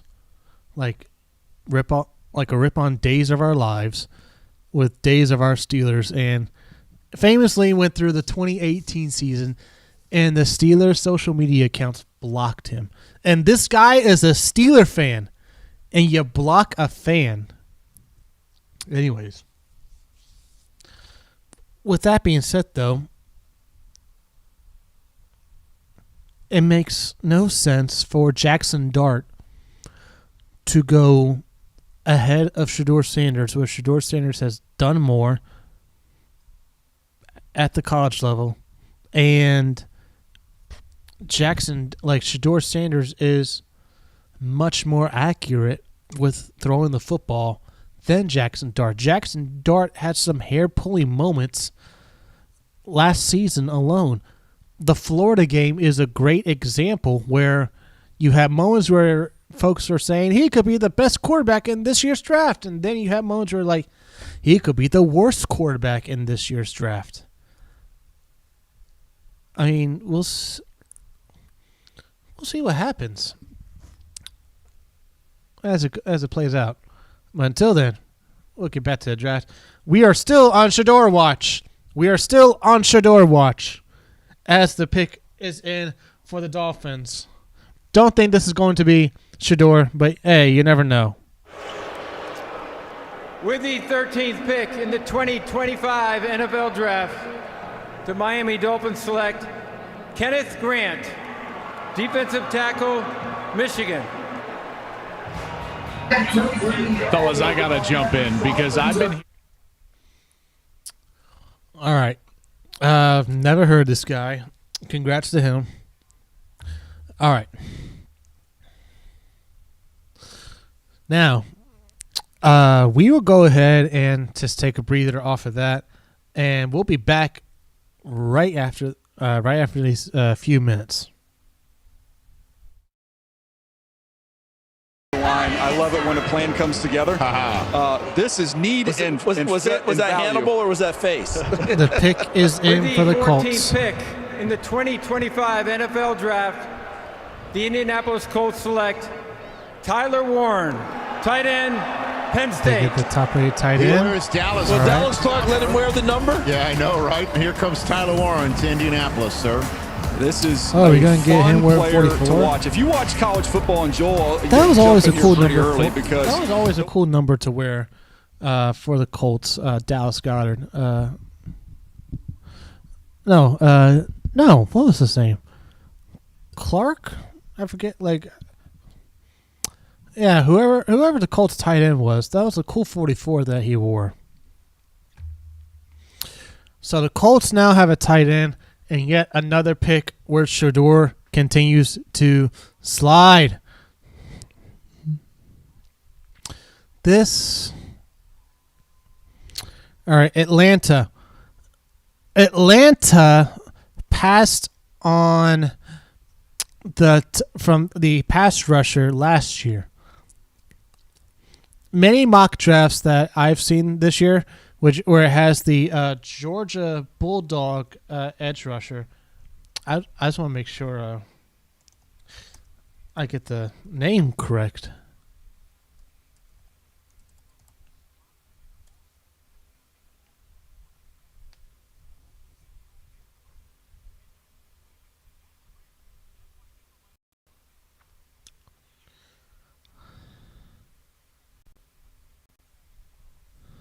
All right. Is he drafted yet?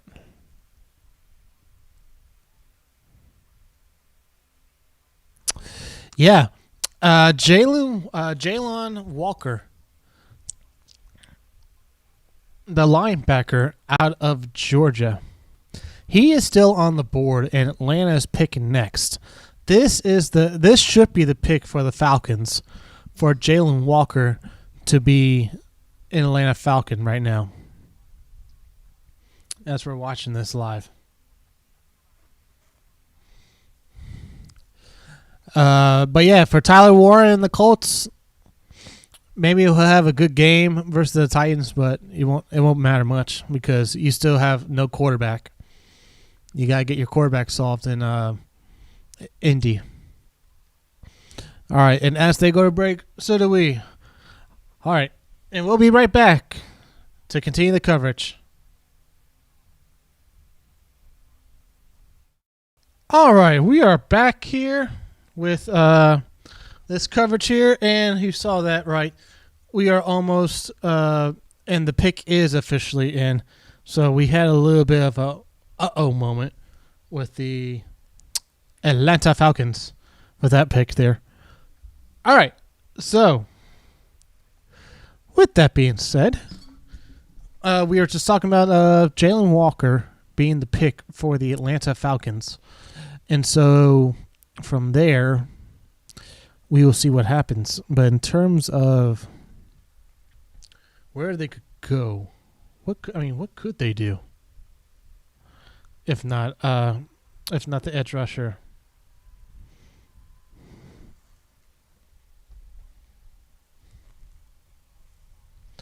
Something's telling me that they were thinking that they were probably having chatter with other teams for a potential trade.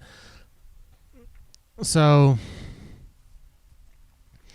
I'm curious if that's what the holdup was with the Falcons for this pick. Is that they were looking for a trade, didn't get what they wanted in terms of compensation, but they ultimately are gonna. But they're going to ultimately get their player.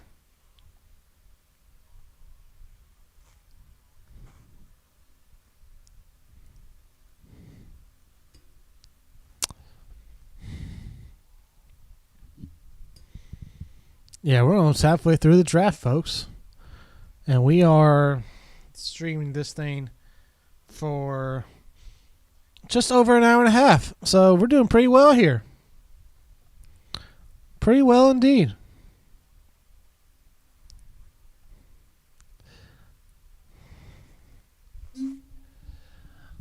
All right.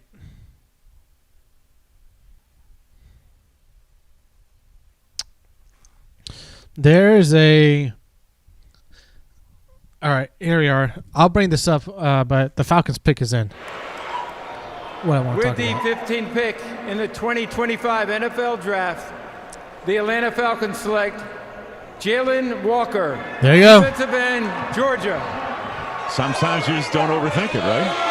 Look, the rest of my mock draft, I'm going to probably hide under my bed, but this one I got right. So, I thought there was a chance he could drift a little bit, and he fell right to the Atlanta Falcons. What a dream scenario we've seen with these last two picks. Tyler Warren to the Colts, Jalen Walker here to the Atlanta Falcons. This is someone who reminded me a little of Dante Hightower. If you remember, he could play off the ball, he could play on the ball. He was disruptive no matter where Kirby Smart decided to line him up. For a guy who's only 6'1", he plays so much bigger than that. He can set the edge against those big 6'5", 300-pound tackles. You want to rush him off the edge, he can win. He's got legit, when he's healthy, 4.4 speed coming off the edge. He can close in a big way.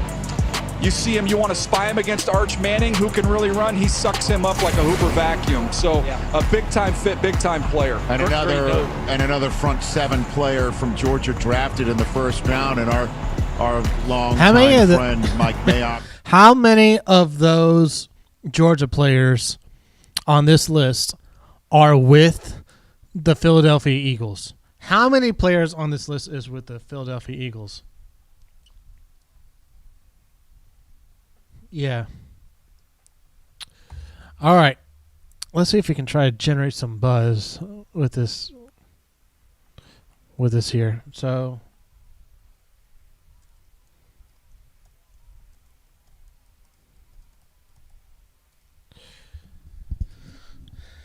all right. So oh my goodness, that guy was just so loud.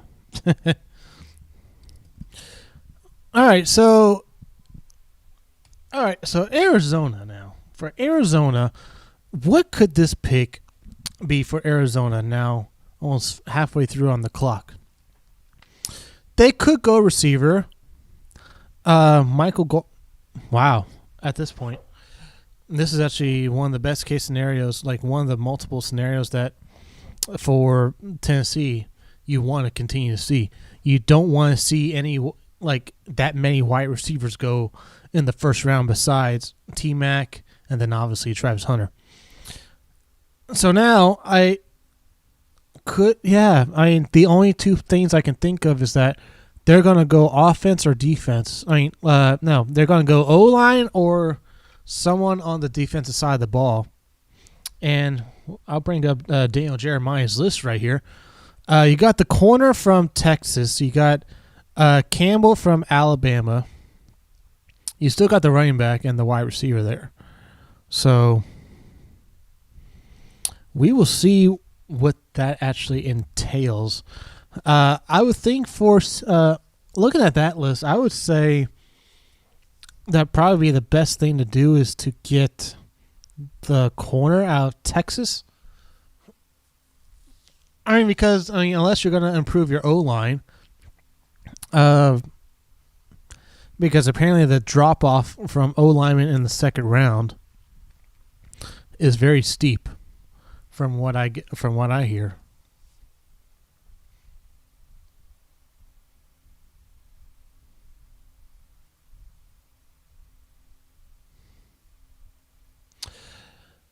And the pick is in for the Cardinals. What are they saying? Yeah, they drafted Marvin Harrison Jr. last year. So could they give him a wingman to go along with Marvin Harrison Jr. and their underrated tight end? Could they go someone of that route? We will see about that.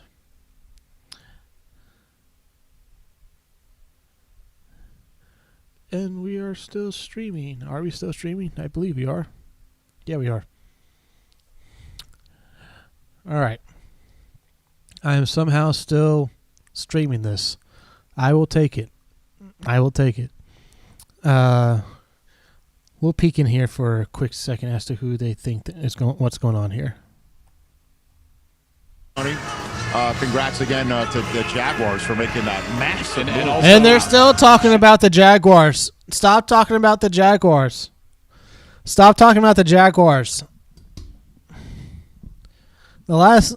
Travis. Okay, that's going to be the thing apparently going forward, at least tomorrow morning, is that it's not going to be, it's going to be like Carter to the Giants or this and that.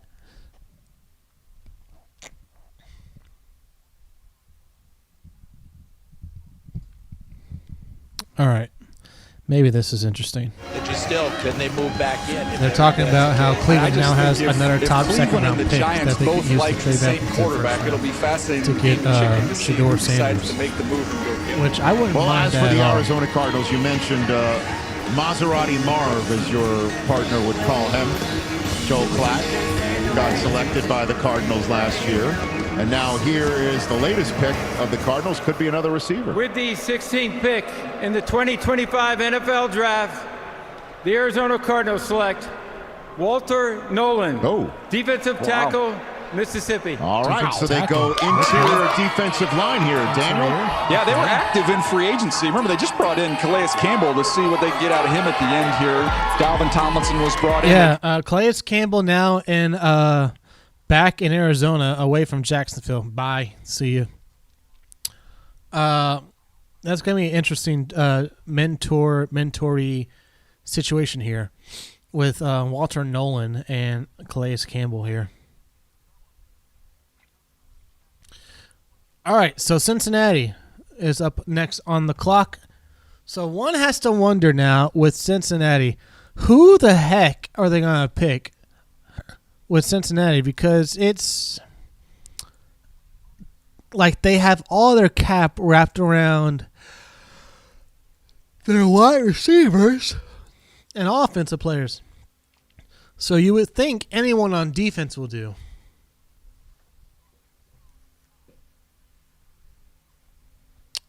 So we will go ahead and take a quick break here and collect our breath here, and we will be back shortly after this.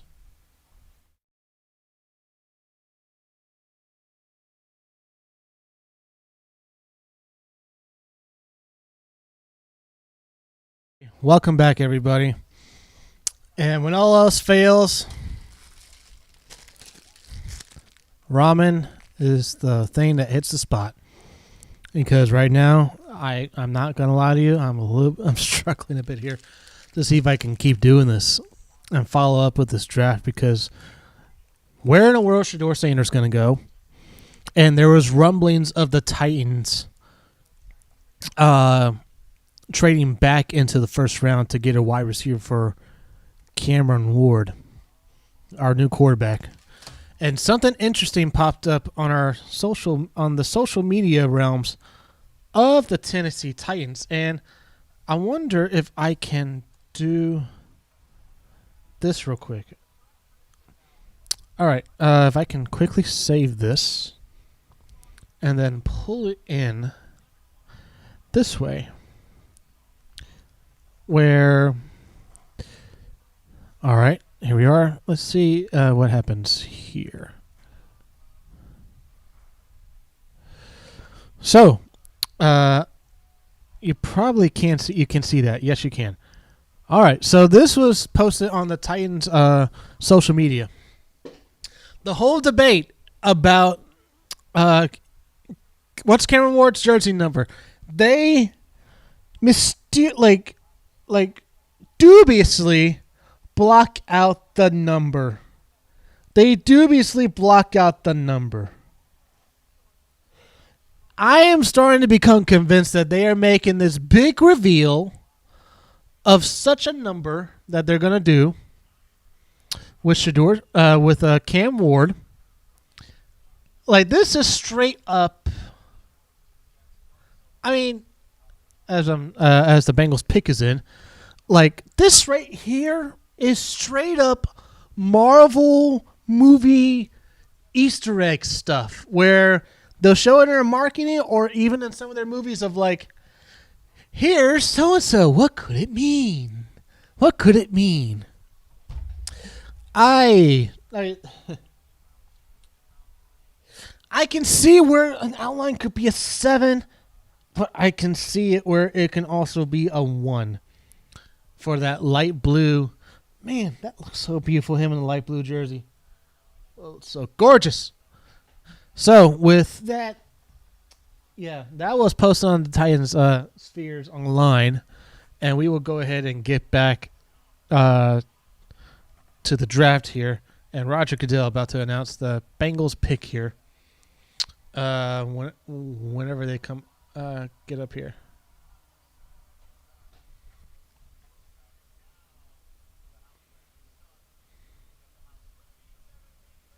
All right, here we are.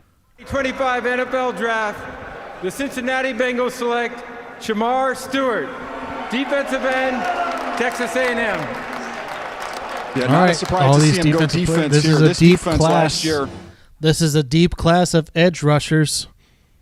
So this is going to be yet another wide receiver that doesn't go off the board. And if you're Tennessee, New York and Cleveland are ahead of you. Unless they don't take a quarterback in the trade up in the first round, you have your pick of the litter at wide receivers. But you don't know if a team's going to trade up ahead of you to get a wide receiver in round 2. So with the way this draft is going, I would not be surprised if, say, anywhere between picks 25 to 32 where we trade up and get that wide receiver that we're looking for. Where it be Bolden, the fellow from Texas, or Burden, or Egbuka. So we'll see what happens there, because and we'll pick it back here for a few seconds. And by the way, that's when they were going to conference title games, going to Super Bowls. They weren't a dominant defense. They were good. Really and good if they raw. can get back to that, Really Shamar good Stewart raw. can help them. Joe Burrow would take them the rest of the way. Listen, I'll defend some of these guys that There's don't have the Mike college Brown production on the family. defensive line. And in our Threatening to move his team out of Cincinnati in the recent months. So I did hear about that. So it'd be interesting to see where they go. Maybe they go to St. Louis. Just who they need. Just what St. Louis needs, right? St. Louis needs another team. They need a football team in the NFL again. And then maybe John Farmer, my mentor, can be such a fan of them. Because first he's a fan of the Rams, then Steve Kroenke and them ditched town, and then fast forward to the XFL days, and now the UFL. They have the St. Louis team, the Battlehawks, I believe their name is.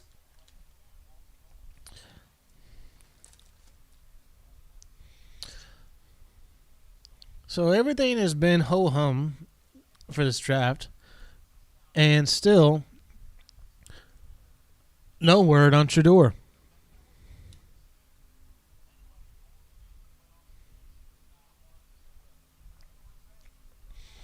So the next two picks are the Seahawks and the Tampa Bay Buccaneers. The Seahawks just signed Sam Darnold. One of my favorite episodes that I did on this podcast, and we had on here RJ, formerly of Titans Coliseum podcast. We had my dad on here, and then we had Easton Freeze, A to Z Sports Nashville Titans insider, guests appearing on the show, and we got knee deep into some of the stuff with Sam Darnold before free agency started, and a lot of stuff that he came out with turned out to be true. So it was pretty cool to see that little knowledge drop with him, but.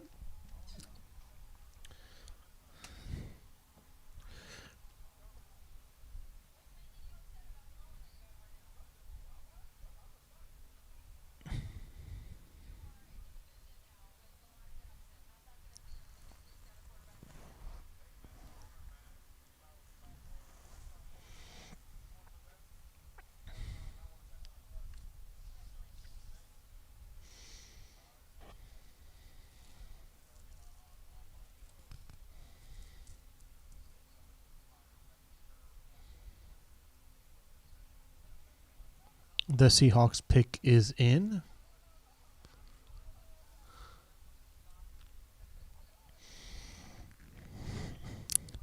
The Texas wide receiver still on the board.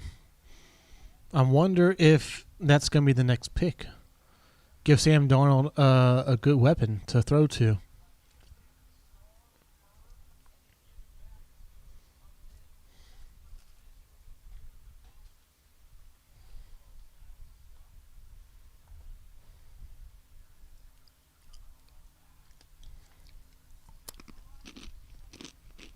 Oh, here we go.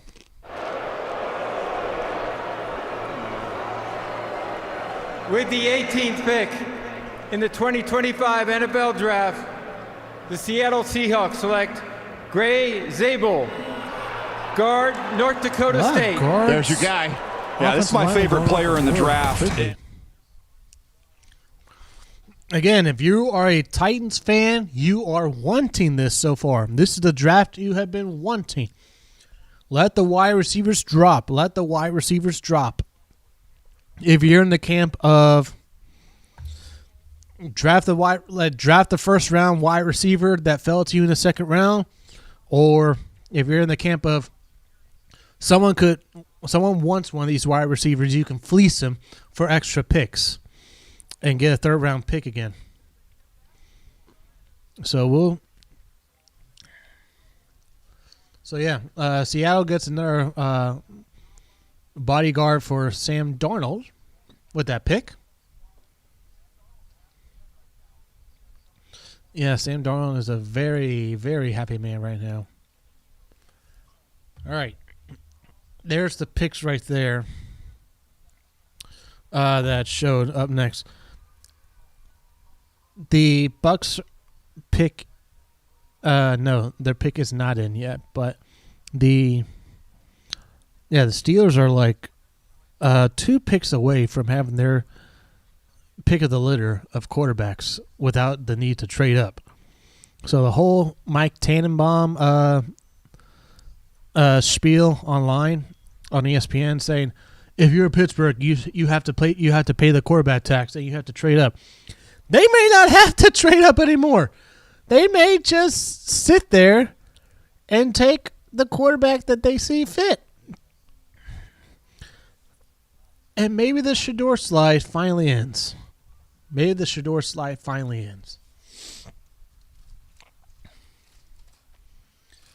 And so we'll go ahead and take a quick break, and we'll be right back right when they get off a commercial.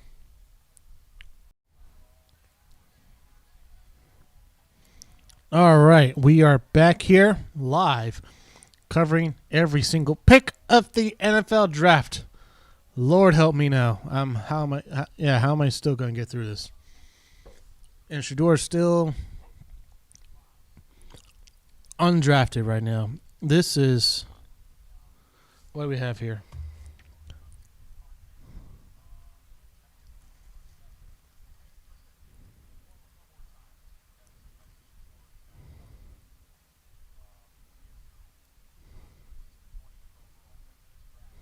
Man.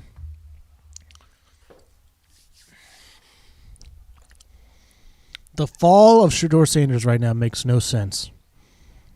This is baffling to me. Very baffling. Like, so far this fall is similar to the fall of Aaron Rodgers right now. Because at least with other quarterbacks falling in a draft, there was a second and a third quarterback at least taken. For folks like Johnny Manziel, for folks like Lamar Jackson, for example. If you want to get very dubious about Bo Nix, who was the 6th quarterback taken in a draft last year, but he still went 12th. All right. Here we go with the pick of the Bucs. With the 19th pick in the 2025 NFL Draft, the Tampa Bay Buccaneers select Emeka Egbuka, wide receiver, Ohio State. And the Ohio State has entered the chat. The 2024 champs see their first player selected there tonight. There goes. And it's Emeka Egbuka. That is not what we wanted if you're a Titan fan. That is not what you wanted. I'm curious what the Titans group is talking about right now.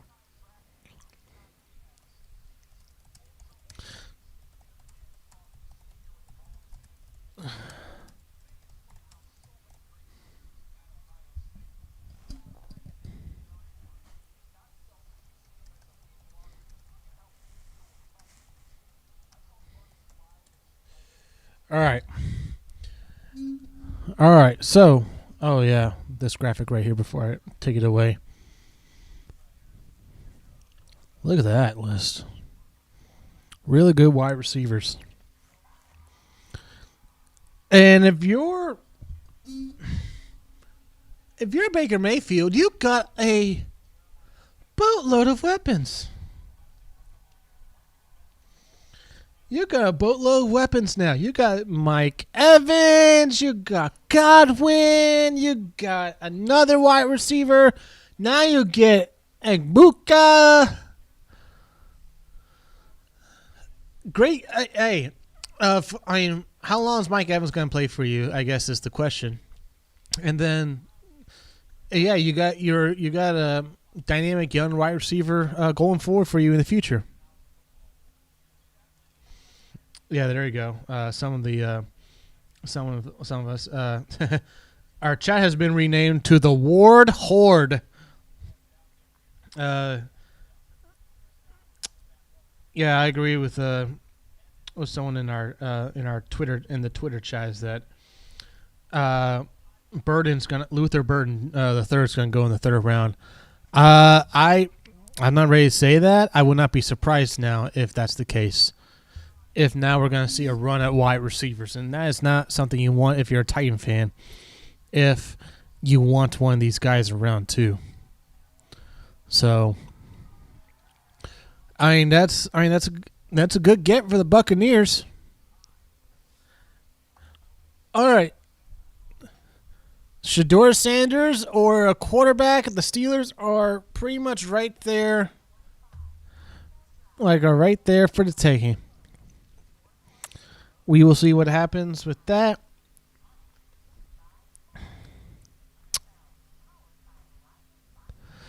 Now I wonder if you're the Titans, does this force your hand now to now go up and trade in round 1 if you want one of these wide receivers that you thought was going to fall to you in round 2, and then you see this happen, you're like, oh, shoot. Yeah, let's go ahead and get back into this thing with a few of our 4ths and our 5ths that we can send them in exchange for their second-round pick. In exchange for their first-round pick, and they can have our top second-round pick. This is going to be an interesting few picks now. What's Denver going to do? Denver could take the running back out of North Carolina, Omari and Hampton. Funny enough, no lie, one of the wide receivers on our high school squad here at Arlington High School, his name was Omari Hampton. No relation from what I gather, but a interesting pairing of almost identical names. Like, they pretty much are identical names, which is like there's like 2 letters added to the first name. It's Omari, who I was good friends with back in high school, and they have Omarian over at North Carolina. And this pick for the Broncos is sitting now past the minute and 30 mark, which means one of two things. They're still trying to debate who the heck they're going to get, or, like some have debated, this is going to be a trade with the Giants so they can get their quarterback now of the future.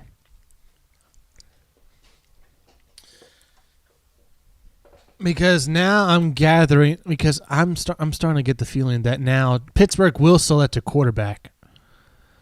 The question is, with Denver taking all this time, are they going to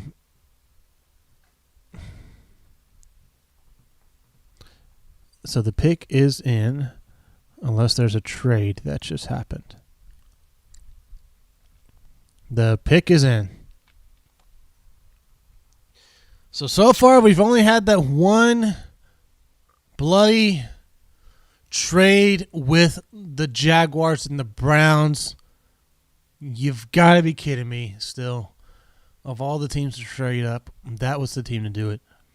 I'd much rather live with the Dallas Cowboys trading up to get Travis Hunter than see it within my own division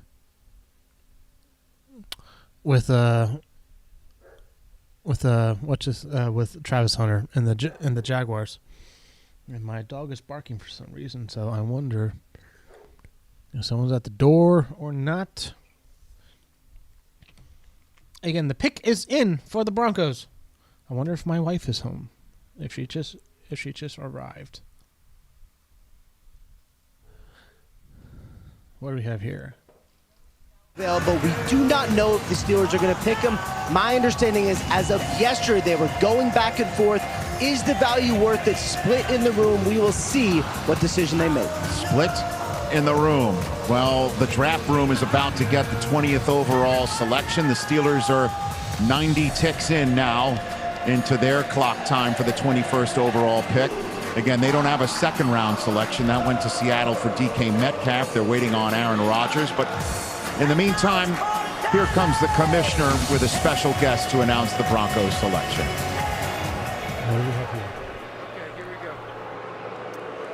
April is World Wish Month, and the NFL is proud to support the life-changing wishes that Make-A-Wish grants. Yes. One of those wishes will be coming true right now. Sam is a 17-year-old Broncos fan who has bravely battled cancer. There you go, Sam. Raise that fist up, baby. His wish is to announce the first-round draft pick for his favorite team. Please join me in cheering on Sam as his wish comes true. Take it away, Sam. Good for him. Awesome. Yeah. Let's go, Broncos. Cancer. With the 20th pick in the 2025 NFL Draft, the Denver Broncos select Shedeur Barron, DB, Texas. There you go. Yeah.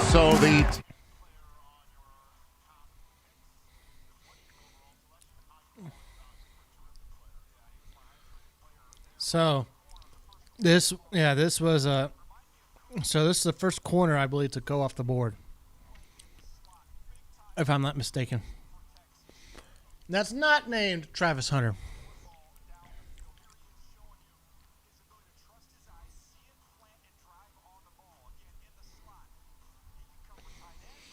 All right, Pittsburgh, you're on the clock. Are you drafting Shedeur, Jackson Dart, or Jalen Milroe? But yeah, you're Pittsburgh. You didn't have to trade anything. Besides Cam Ward, all the quarterbacks are right there for you. What do you do? You really gonna go into the year with Mason, the red-nosed reindeer, Rudolph? No. He's part of the reason why Tennessee has the first overall pick in the first place. And if you trust him so much, why'd you let him go last year? For Russell Wilson and Justin Fields that you only have for 1-year bargains. So that Broncos defense looks very daunting right now. Very daunting. If they don't go ahead and make some noise in the West and threaten the Chiefs for the division, I don't think they will anytime soon. I can't stand Yinzers. I can't stand Yinzers. Good grief.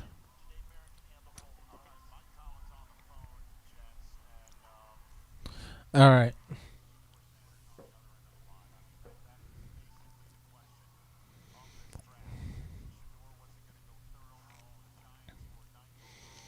Shedeur's not on the phone.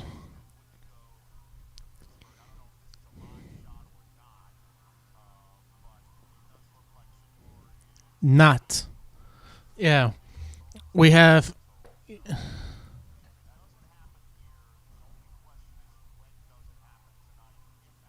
So...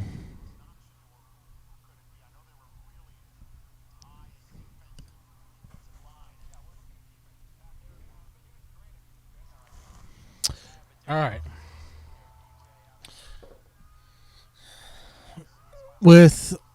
So we saw that shot there live. So it doesn't look like it's going to be Shedeur Sanders with this pick. And the Steelers do need a quarterback. So...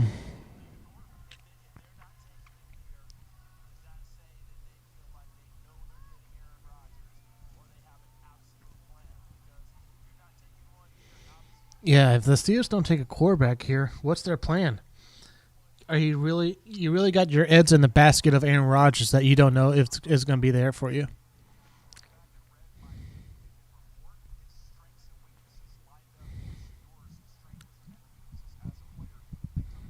Oh, that's a bunch of bull right there.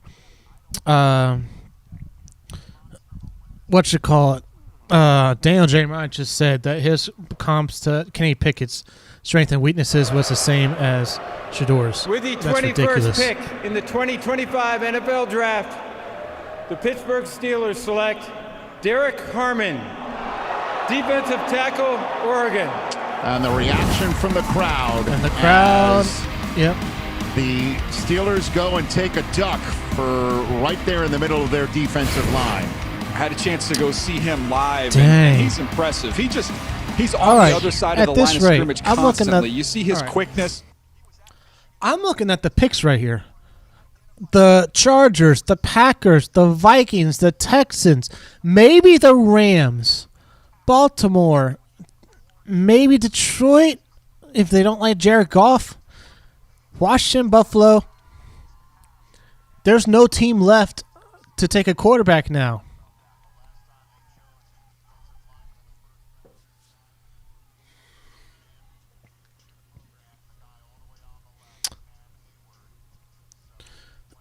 Yeah. They don't have a quarterback plan in Pittsburgh right now.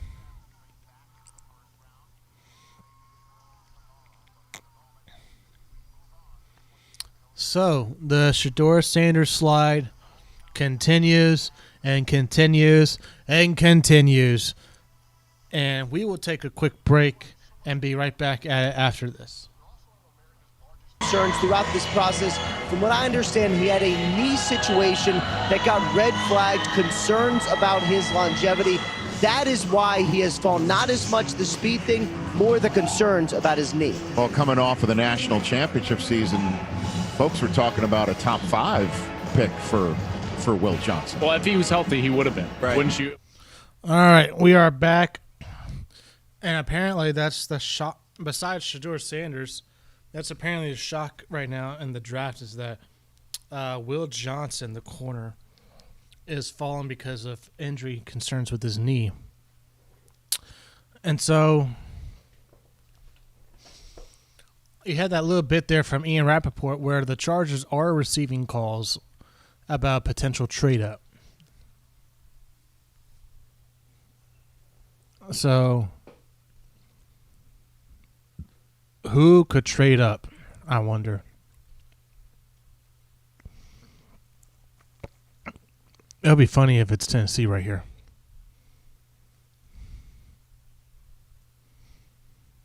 $25. Okay, I'm queuing this up. How long is this going to go? 20 seconds. 15 seconds. This would not be the first time in NFL history where someone lost their time.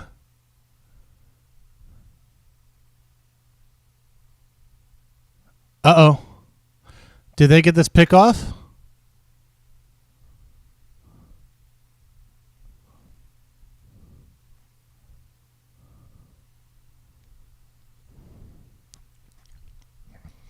We did not get a... someone did this. I want to say it was the Minnesota Vikings back in the day where they are still trying to figure out who they want to pick, and players are going off left and right. And the team that originally had their pick like 5 picks ago was trying to figure out who it was, like who do they want. And then they ultimately decided, hey, let's go ahead and draft someone, and it actually turned out to be really well for them.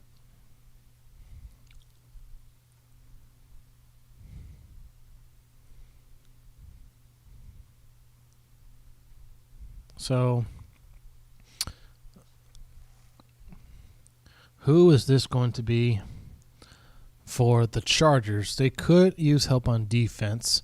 Their offense pretty much... You can add Golden from Texas, maybe?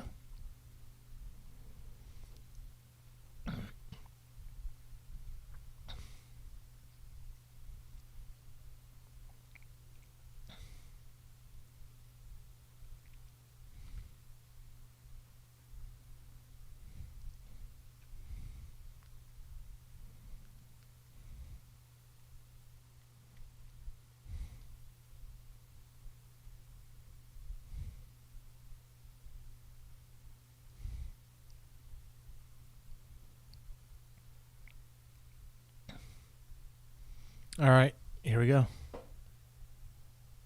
And only 10 more draft picks with a 5th year of contractual control that goes along with it. Something to keep in mind with only one quarterback off the draft board prior to this pick. With the 22nd pick in the 2025 NFL Draft, the Los Angeles Chargers select Omarion Hampton, running back, North Carolina. All right, so the Tar Heel is going to be putting on the powder blue. Yeah, he was my top available offensive player left, and Omarion Hampton. Look, he reminded me of Jonathan Taylor. You see this big back get out in the open field, and he can absolutely go. You see the size. He is a big, physical, punishing runner. A lot of times you have to sacrifice with that. You'll get somebody who's maybe a little bit tight, someone who lacks the home run speed. He's got some wiggle to go along with all that strength and power as you just watch him run through contact down after down. He was involved and productive in the pass game. They've got 2 backs now with him and Najee Harris that can catch the ball. He's just got a lot more top speed than Najee Harris does. But Jim Harbaugh's always going to want to pound the rock, guys, and now he's got a stable of backs, and they are big, punishing runners. And Joel, it's going to be really fun watching him in Charger land. All right. Green Bay, you're on the clock.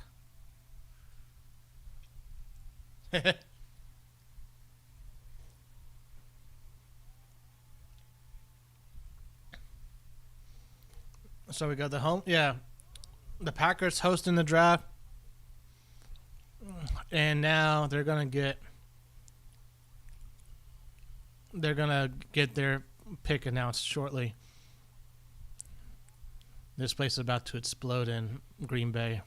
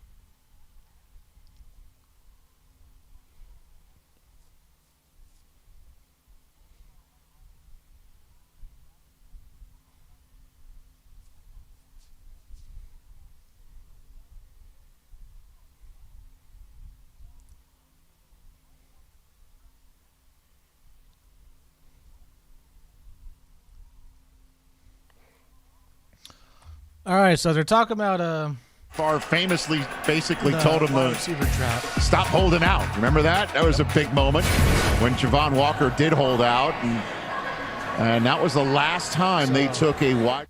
Yeah. Could they go with Matthew Golden from Texas here?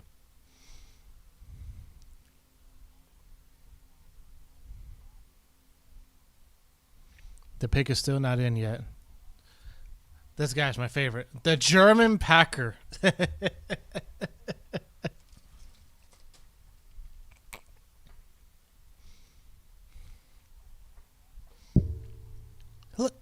at this. Look at all those fans there. Man. Man, that would be awesome to be in that type of crowd.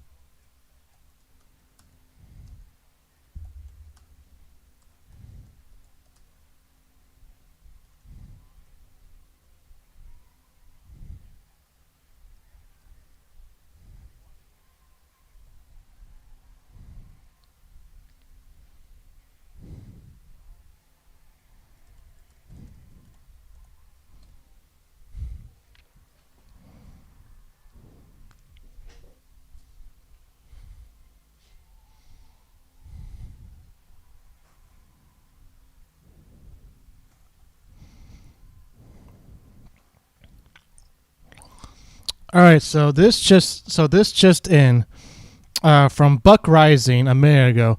Franchise legend quarterback Ward Moon will be on the radio show tomorrow morning at 10:45 a.m. to talk about Cam Ward and the Titans. This is going to be pretty. That's going to probably be the most watched radio moment in a long while.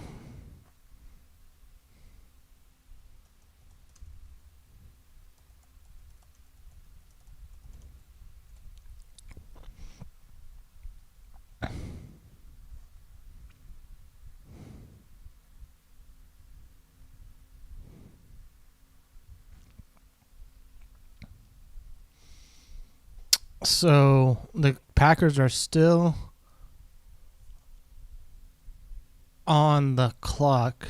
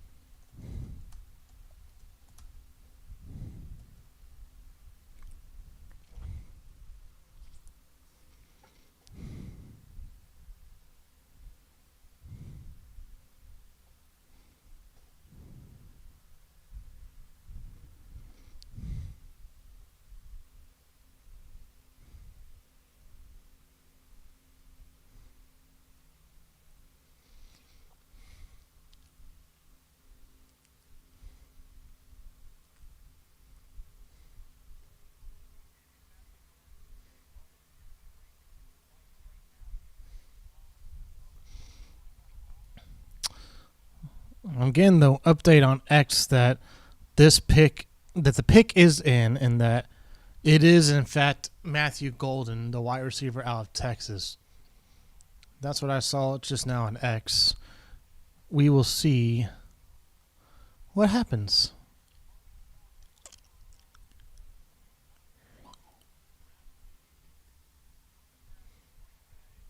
And the first round pick of the Packers to be announced. Let's send things to the stage.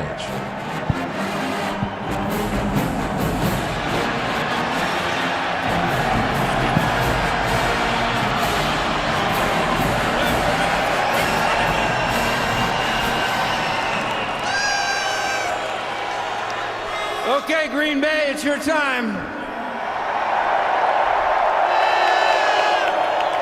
To make this historic pick, please give it up for first-team All-Pro, Pro Bowler, two-time Super Bowl champion, and Packers President and CEO, Mark Murphy.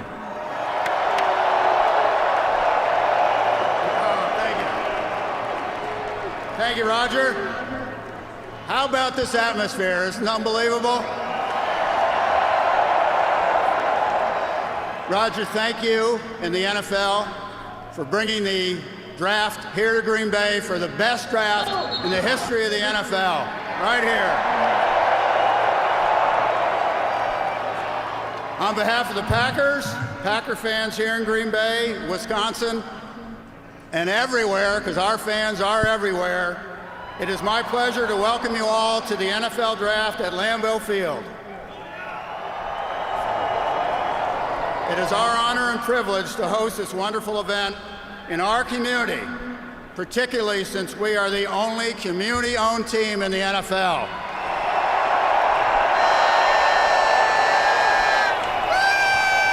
Just out of curiosity, how many of you are owners? We also have the best owners in the NFL. And we also want to celebrate the special connection we have with our fans that dates back to the early days of professional football.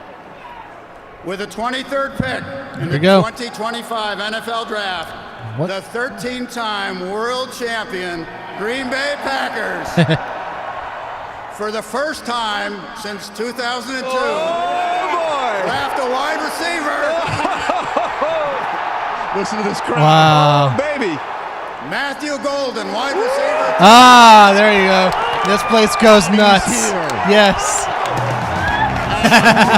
He's here. I'll tell you what, timing is everything. You wait till the draft is in Green Bay. You go That get is a man so to the nuts and green crazy. And gold named Golden. You can't script this any better. Everybody in this entire crowd wanted a wide receiver, Rich, and they came through for him. Listen to this crowd.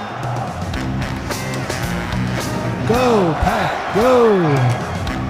Last name is Golden. Oh my goodness. Yes, it's Golden.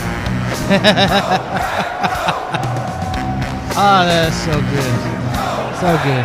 Talk about giving the people what they want. Yeah. Let's bring a draft to Green Bay. And they hone it finally in the drafted a wide parking lot. receiver. Let's have 125,000 people. Let's chant Go Pack Go and have the first wide receiver taken with a first-round pick since 2002.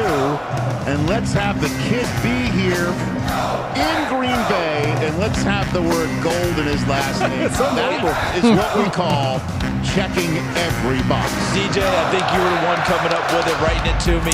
This is now Matthew Green and Golden. There you go. And here he comes out. And by the way, this is also the greatest example of peer pressure that I've ever seen. And he's wearing the right jacket too. He's wearing the golden jacket. Okay, the fans on the team. And there is the Green Bay Packer wide receiver, Matthew Golden. Look at the jacket. He's even color-coded for the pick. Yeah, great He was color telling coding me the here. story the other day, guys, That's pretty about cool. how he and his family Ah, were on yes. hard Wave it. times. That he and his mom on hard times, thinking about those moments. Besides Cam Ward going first overall, this is probably the next fun, surreal moments I've seen tonight. So, yeah, as they're talking about it, yeah, he's got great route running and burst and ball skills coming off the line of scrimmage. That's like Jordan Love is going to enjoy himself. This weapon. What the heck is going on here? 1, 2, 3. That's first. Able to get back to it. The adjustment ability. Again, not just a speed receiver. This guy's got natural route Green Bay on 3. Take a second. Let me get a Green Bay on 3. 1, 2, 3. There you go. He doesn't know the Go Pack Go yet.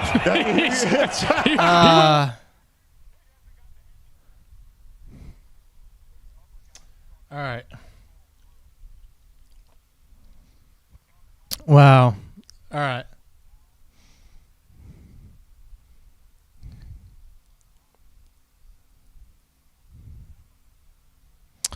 All right. The Packers got their wide receivers. How about the wide receiver group in this division? Matthew Golden, the crew, and the rest of the crew in Green Bay. You have Justin Jefferson and crew in Minnesota. You have the name is slipping my mind. St. Brown in Detroit. And now then Rome Odunze and company in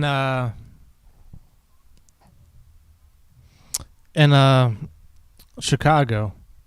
This is pretty interesting.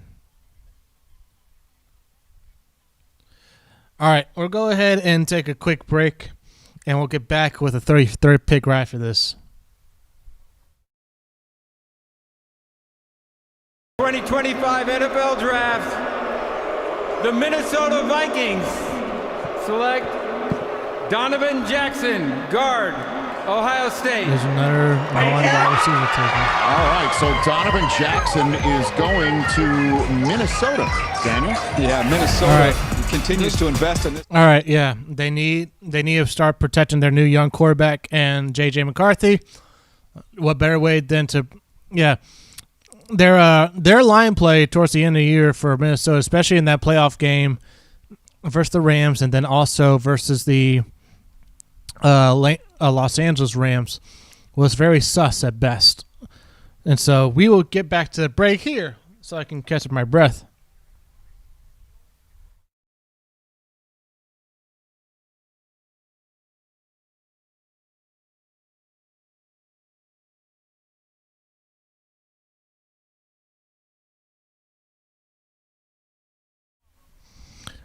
Oh, hello.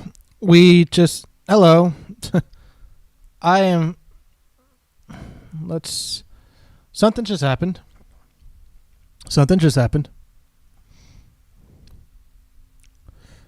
Look who's on the clock now. The Giants have traded up and are now on the clock. This is the quarterback play. Now, there's one, Peter Schrager, I think his name is. I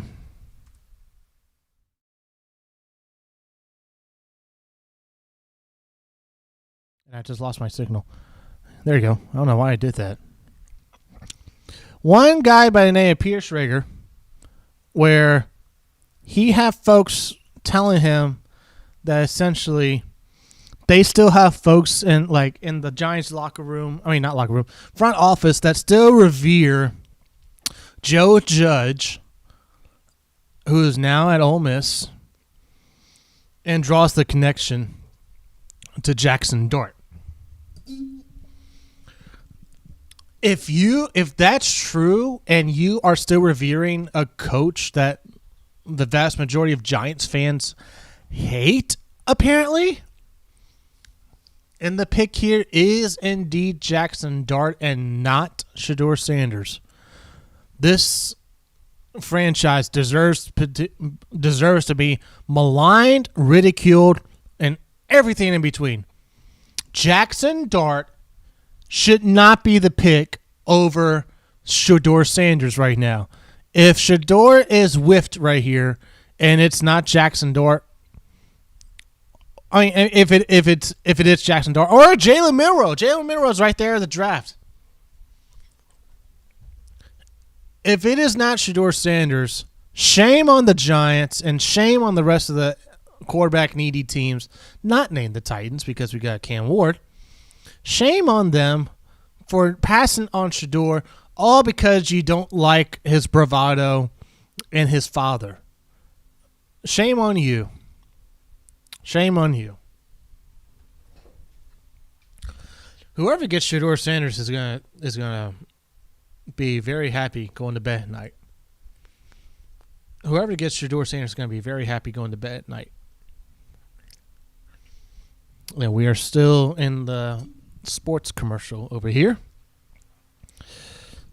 And we are still trucking along on this stream now, almost going on for 3 hours. And by the time this all gets wrapped up, I'm going to cut out all the dead marks for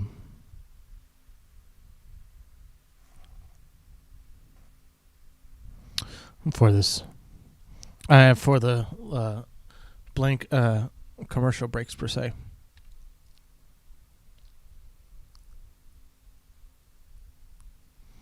And Matthew Golden is at that center stage, apparently.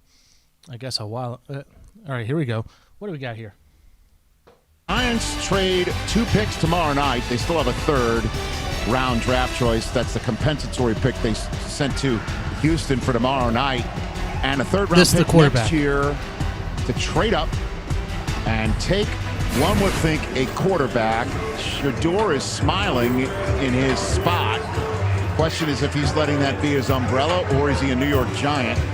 Daniel Jeremiah, you said it was going to be a trade-up for Jackson Dart last night. Is that what you think? I felt like that was their preference with the quarterbacks, was Jackson Dart, and they have done a ton of work on him and know him extremely well. All right, so I just noticed thought that. a little more physical.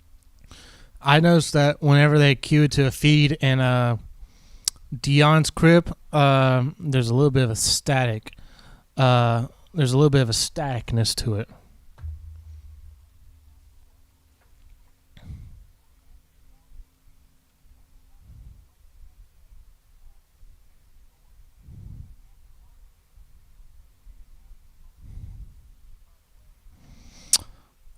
All right.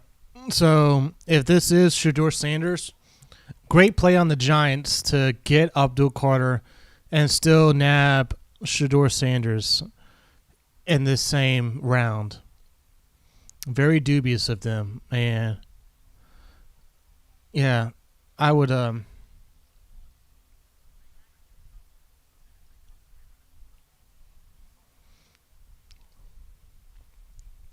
Now, how funny is this going to be if it's not a quarterback? Because remember with the Saints a few years ago, they traded up in the middle of the first round and people thought that's going to be for Lamar Jackson. And they picked Davenport, the D-end edge or D-tackle of UTSA.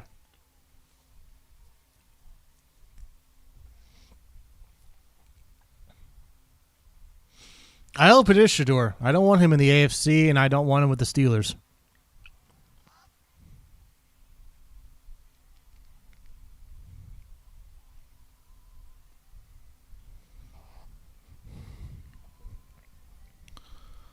All right. Next year's draft to move up to take the pick that's coming after The Houston Texans have traded the 25th pick to the Who's New York Atlanta Giants. gonna take then? With the 25th pick this is in the not Shedeur. 2025 NFL Draft, the New York Giants select Jackson Dart. Wow! Quarterback. Wow. What? So What? is the Ole Miss quarterback. What Jackson the Dart. heck? What? He is a first-round selection. He is going to the division That with is- and Jalen Hurts and Jaden Daniels. That he is is going nuts. to be a guy It who actually has every happened. shot Jackson in the Dart world to be the quarterback over of the Shedeur Giants. One would think Sanders. if not this year, then certainly Are you in future nuts? years. What a moment! The Giants for this have kid lost sitting their in Utah minds. right now, going to They have Broadway to lost be their. The the Giants have lost their minds as an organization. Holy cow! What the heck was that?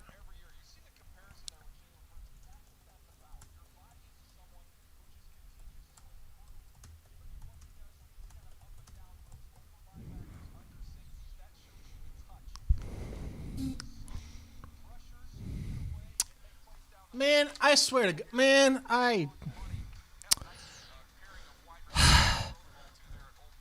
man, yeah. This guy, yeah.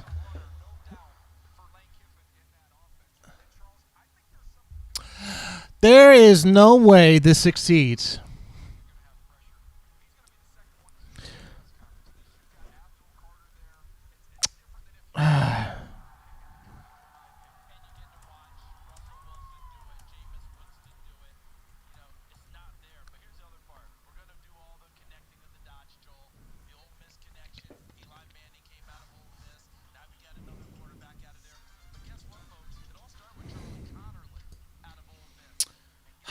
All right, so here's the quarterback room for the Giants.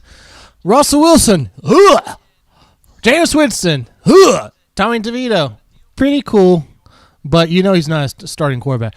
Jackson Dart is your supposed answer for the Giants' future quarterback issues. Yeah, I agree. MJ from Sports Fan Entertainment in our in the Twitter chat, in the X chat that I'm in, I totally agree. There's no way Dart is better than Sanders. There's no way. There's absolutely no way. This is the most. This got to be the craziest pick I've ever experienced through. This is the equivalent of Ryan Leaf knowing he's going to be a bust, and he gets selected first before Peyton Manning. Wow. And Atlanta traded up. They gave up next year's first-round pick to pick here. So what's the Falcons' pick going to be? So I think we're going to get a few more trades after this one. We're going to get a few more trades after this one.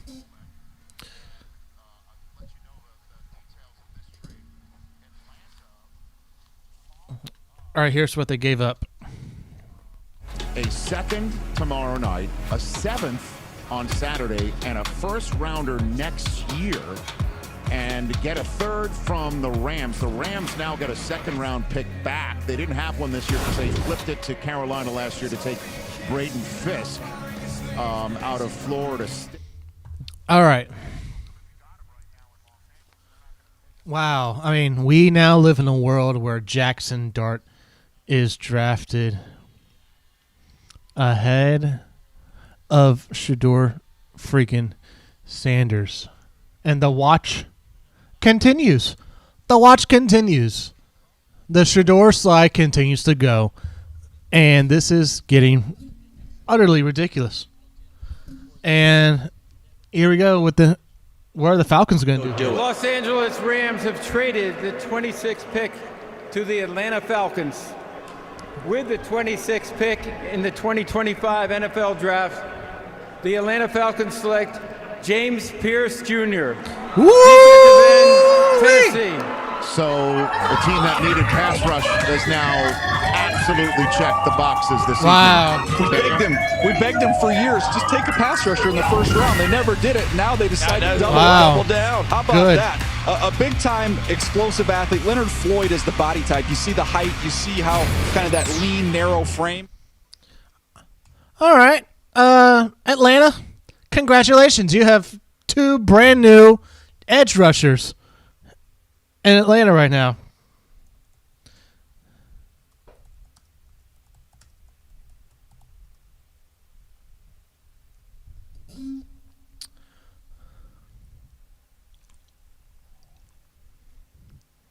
So, James Pierce Jr. said to be a top 10 talent. A top 10 talent going into the combine. And this dude has fallen like a rock in water. And there are rumblings that maybe Tennessee could get him in the second round too. So Mbuka's gone, and now James Pierce is gone. If Burden is the one guy, the one wide receiver that I do not want to hear his name called anytime soon. And shoot, look at that. That trade with the Giants, Houston is ahead of Tennessee tomorrow night with pick 34 and Tennessee picks 35. So as if we need our rivals to what's the word for it? You crouch down, crouch up, crouch down in Halo. What do you call that? Where like you're gloating in their faces like that. So all right. So we got the Ravens up, Lions, Commanders, and Bills. Do we have any more trades in the pipeline? I don't think we do. But they gave up their first round. I mean, yeah, James Pierce is a top, like I said, James Pierce is a top 10 talent. And he's right there in the mid-20s. You just got the Georgia edge rusher. Now add the Tennessee edge rusher. Essentially do what the Eagles have done. Draft SEC defensive guys. And your defense will be rebuilt. So the Falcons have now solidified their edge rushing issues with these first 2 picks in the first round. Funny where we've come from a year ago when they said they had to draft that edge rusher last year. And pretty much every single mock draft they haven't taken that particular guy. And then now you get, because Walker was in so many mock drafts I saw going in the top 10 in so many mock drafts. And now James Pierce, who was supposed to be a top 10 talent going into the combine, has been falling like crazy in his mock draft. Now the Falcons are going to be quite scary to watch. All right, maybe we can take a breather after that back and forth of craziness. With that, we'll be right back.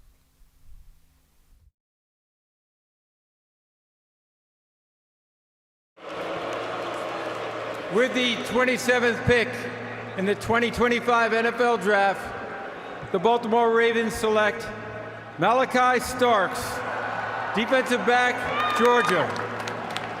And so it has been written, and so it has now been done. Malachi Starks is coming out of the green room. That leaves only 4 prospects still in there. And he is the one that was just chatting with the Ravens. Daniel, take it away. Yeah, this is someone who can play in the nickel, can play as the high. All right. Welcome back. And Malachi Starks to the Ravens. Yet another safety to add to their plethora of goods that they can go ahead and just add to the plethora of goodies in their secondary that they've had over the years and also in years past. Detroit. Where do you go if you're Detroit? Your quarterback was turning the ball over like crazy to end the year in the playoffs. And now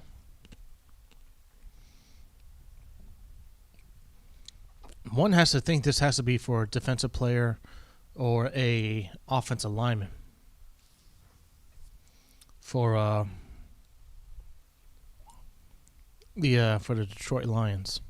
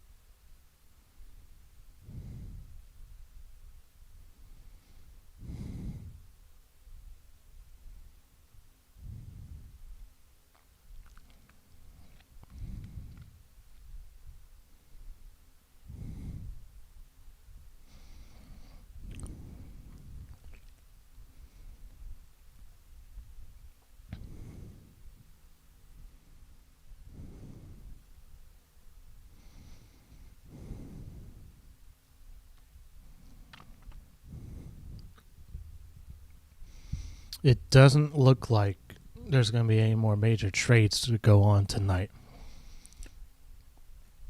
So if you're Cleveland, you're sitting there pretty round 2, and you could get Shedeur Sanders still in round 2 this time.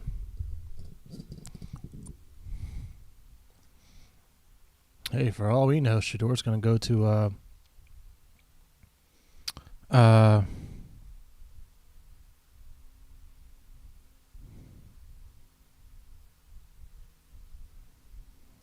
yes, the old Shedeur Sanders cleats are being thrown around out there.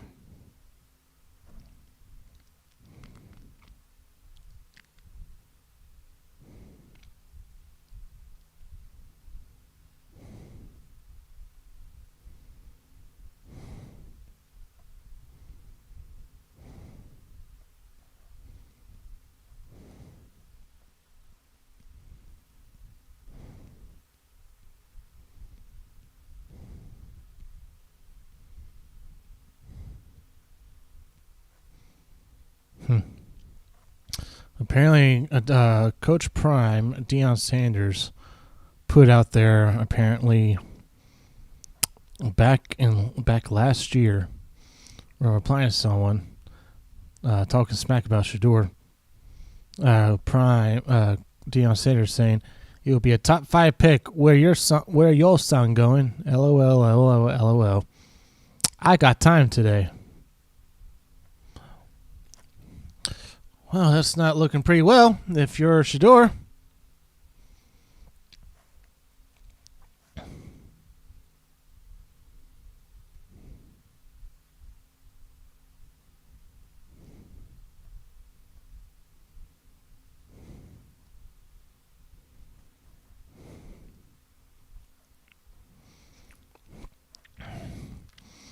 And it's looking right now, I don't know how folks on X get these picks in super quickly.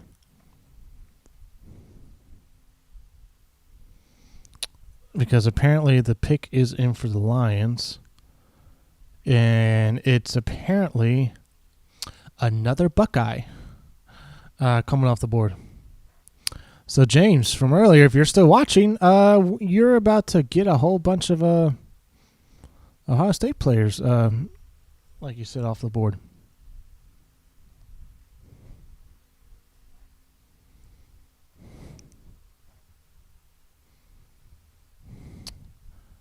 And so, here comes the commissioner with the pick.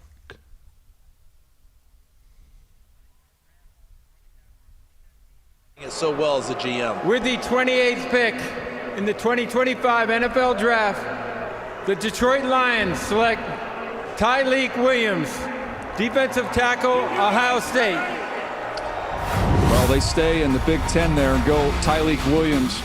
A little bit earlier than I thought he would go. I thought he would be more in the second round range, but they know what they like, and this is someone who is strong and powerful, plays with a lot of upper torque.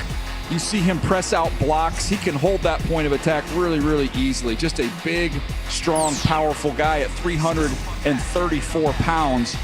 He's going to free up everybody else to rush on third down because of what he does on first and second down against the run. Just can eat up a lot of space. You see these little glimpses of his ability to get on the other side and be a disruptor. As a pass rusher, it's more pure power than anything else. But to me, he's going to give you pass rush opportunities, Joel, on third down by him stopping the run early in the downs. Yeah, base down impact is what he's going to give you, primarily as a run defender. He lined up as a 3 technique for Jim Knowles' defense. They went through an entire philosophical. All right. With that down, the Lions go D. Lyman from Ohio State. And so with that pick, as I'm looking at the picks right now, Washington is not going to go for a wide receiver. They just got Samuel from San Francisco. Buffalo's not going for a wide receiver that I'm aware of. I mean, maybe they could. I don't know. They need defense and O-line help. KC is not going to go for a wide receiver because they need O-line help. Eagles are just going to replenish their defense because a whole bunch of them let them free agency or retirement. So, and then you're Cleveland. You're going to probably draft a quarterback with the first pick in the second round, unless someone jumps you right now. Houston, I would guess, is not going to draft a wide receiver. That's going to leave Tennessee right there for the picking to go ahead and pick Luther Burden or Higgins or whoever they want a wide receiver at pick 35. Let's see who's on the board still for the wide receiver group for this particular draft.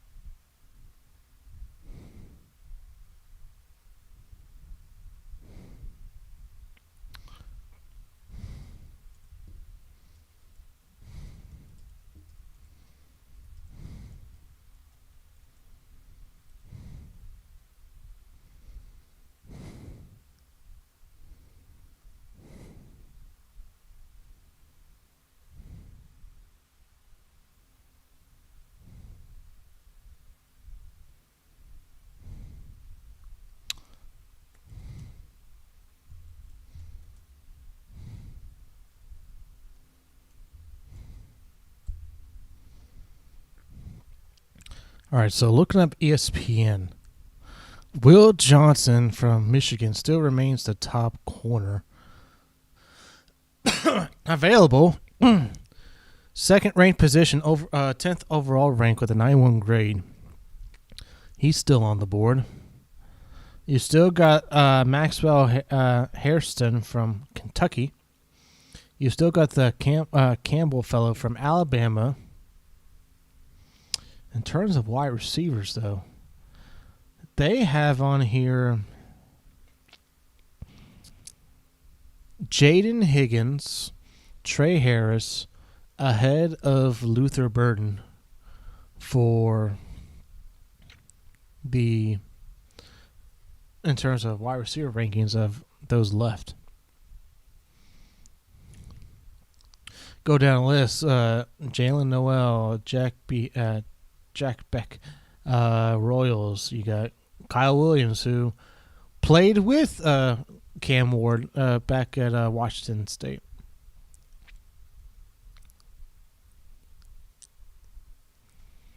Who is left in that green room right now?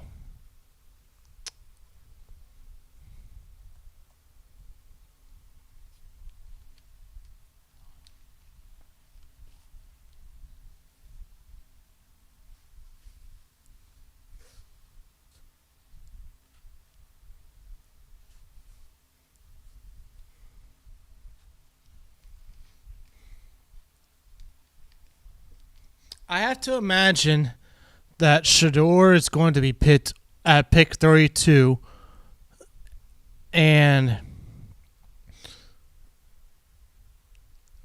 yeah, they're going to trade with the Chiefs.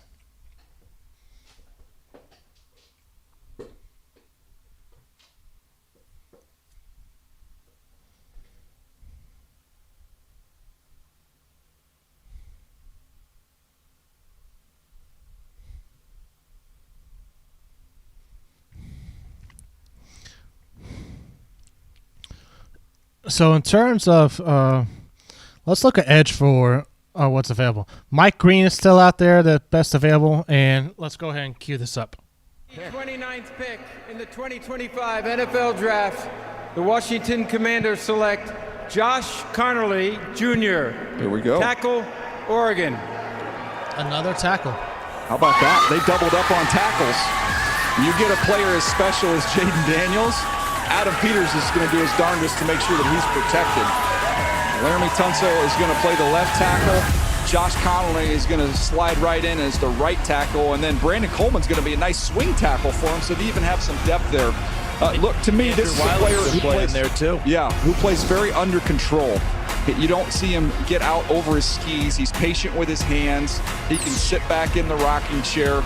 He's real strong and sturdy. He faced a lot of good rushers on the schedule this year, including a battle with Abdul Carter. You see the athleticism when he gets out there in space. All right. The Commanders get help for Jaden Daniels on the offensive line. And and to Dale Jeremiah's point, they did just draft Laramie Tunsil. Trade for Laramie Tunsil from the Texans and poach them away from the Texans. So now, he's now a Washington Commander. Now then, Buffalo, what are you going to do on the clock? Are you going to go wide receiver here? You need defensive guys. You lost a whole bunch of Tre'Davious White, who you got in a trade with the Chiefs so the Chiefs could go up and get Patrick Mahomes, is no longer on your team. I don't know if he signed somewhere or if he's still unsigned because of injury concerns. But that corner who you drafted as a result of the Patrick Mahomes trade, that was the extra first-round pick that you got.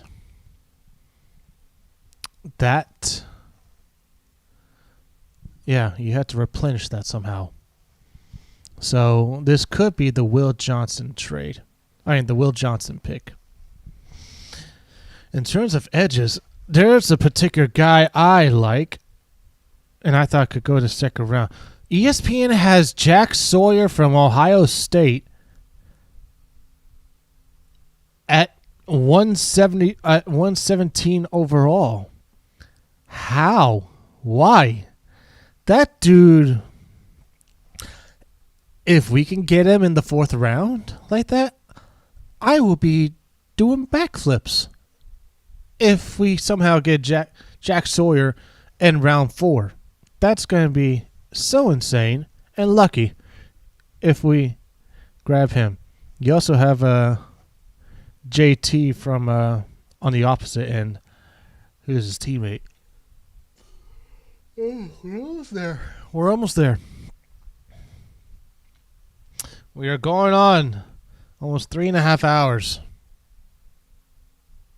The pick is indeed in.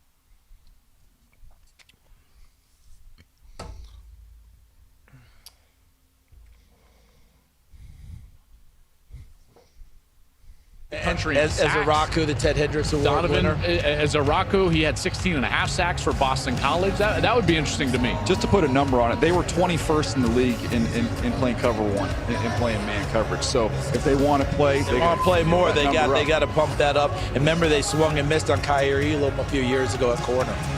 Well, to be exact, Daniel, there's been one cornerback taken in this draft who also hasn't played wide receiver at the same time. We're talking about Jahdae Barron, who went 20th overall to the Denver Broncos to be paired up with the reigning defensive player of the year in the same. Can I make one request? Okay. Travis Hunter, at the press conference, do me a favor.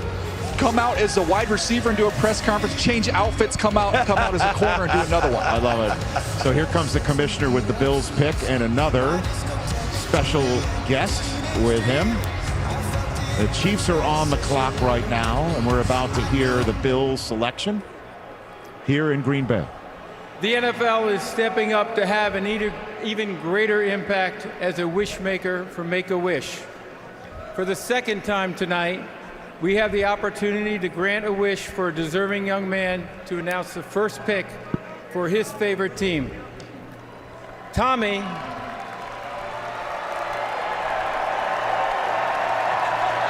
it up. I love it, Tommy.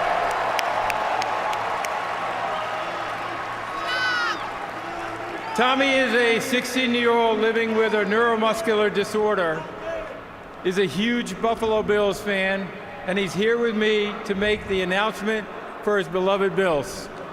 Go ahead, Tommy. All right. That's pretty cool. Here we go.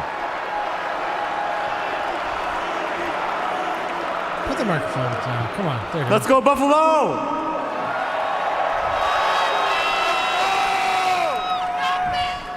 With the 30th pick in the 2025 NFL Draft, the Buffalo Bills select Maxwell Harrison. Let's go! And there is the aforementioned Mad Max, Maxwell Harrison of Kentucky. And they do go corner. They do go corner in the draft for Buffalo. Philadelphia and Kansas City are left on the clock. And some of... for all I know, Mike Green's going to be the pick right here for the Eagles and just up their wheelhouse.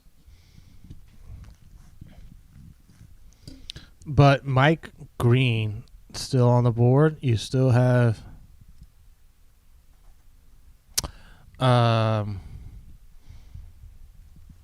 Yeah, if you're Philadelphia, what do you? Wait, I'm confused. How does Philadelphia have the next pick and not Kansas City? I'm confused.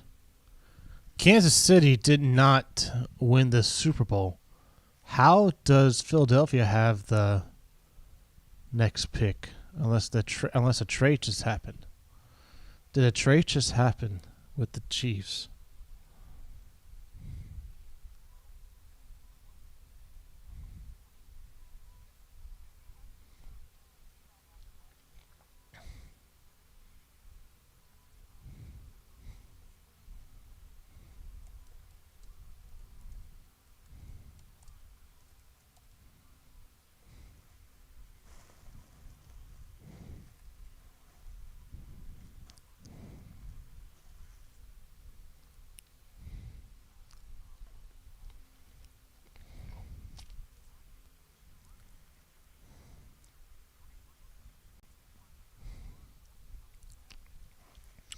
So we do have a trade. The Eagles are sending this swapping picks with the Chiefs, and they are sending the Chiefs pick number 164.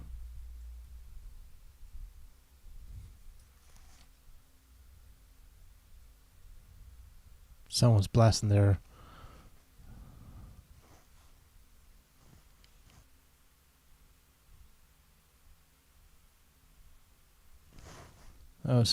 I'm still. What am I hearing?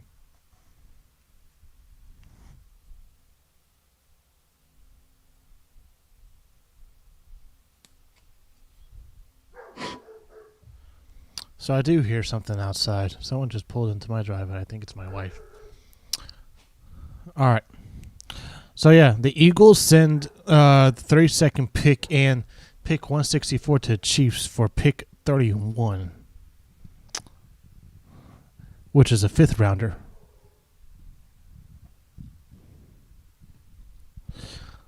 So, what could this pick be?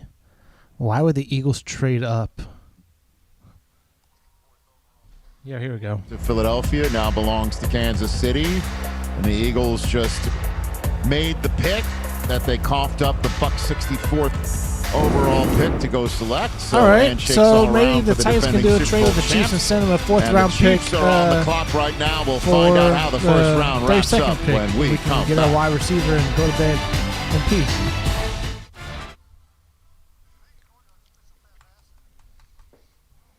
And we will do one more commercial break on our end, and then we will close out the night strong, God willing. We'll be right back.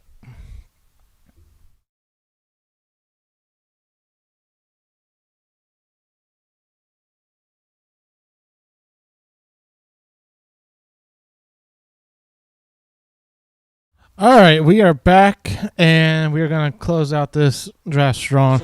The Eagles just might get the next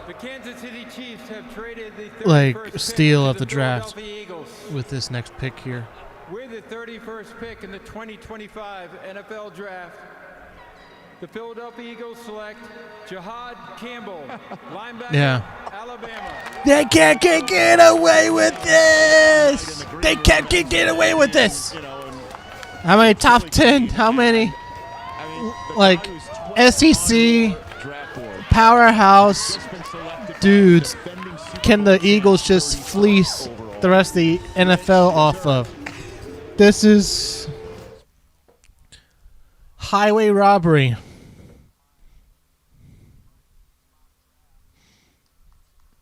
This is pretty interesting. And the watch will still continue for Shedeur because the Chiefs have made their pick, and they're probably not going to take Shedeur Sanders, probably. Yeah, they probably aren't going to take Shedeur Sanders.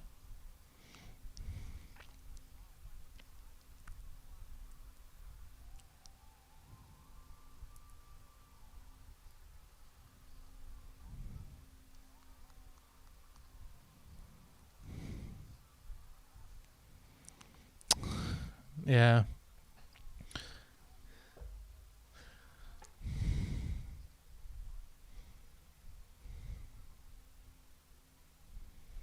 Man, if you're a Cowboy fan, if you're a Giants fan, if you're a Commanders fan, how many times do you have to keep putting your hands up in the air saying, how? How do they do this? How are the Eagles able to pull this stuff off and whatnot?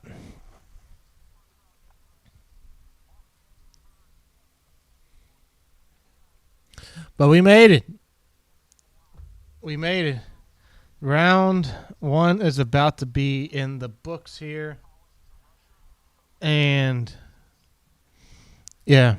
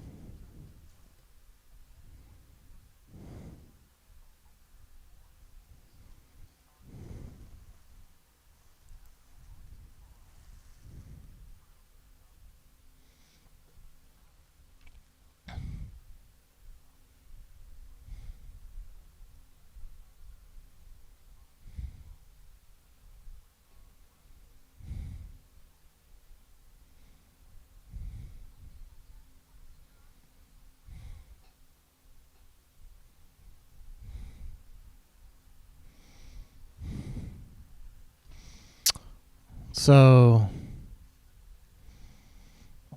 the Chiefs are probably going to take an offensive lineman here. One would think, right?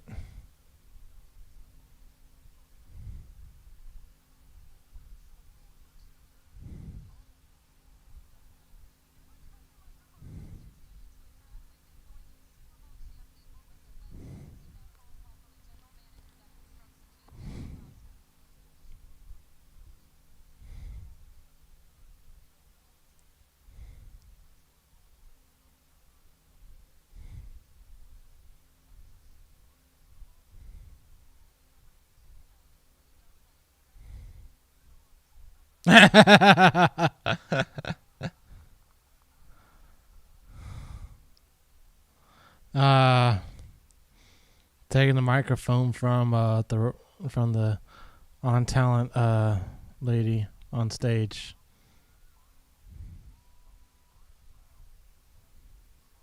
Do not take a commercial break of all.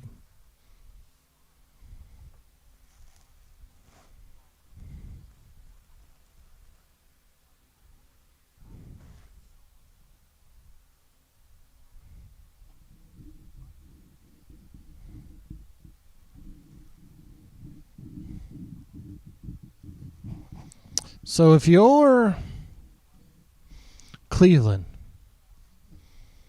Shedeur is right there for the taking now. All right.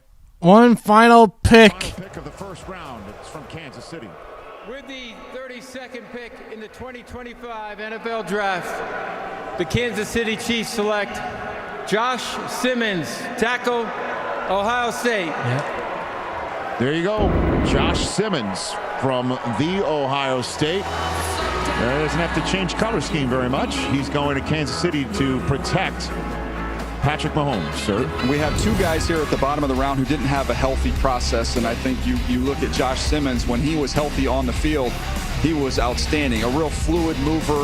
Again, you see the injury there on the bottom of the screen. Ohio State had to get through without him. He started out at San Diego State. He's a San Diego kid.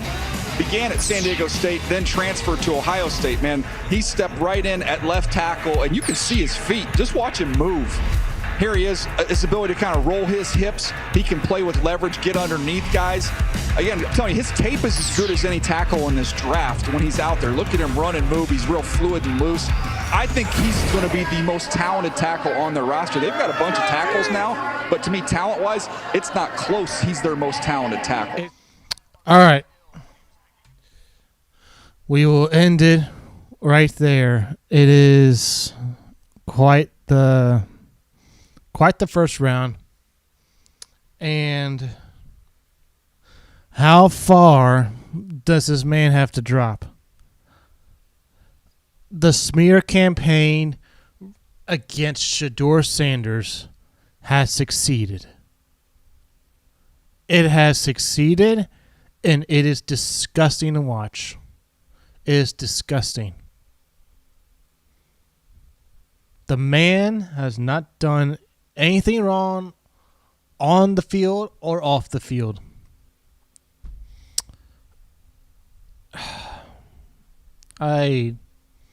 There is not.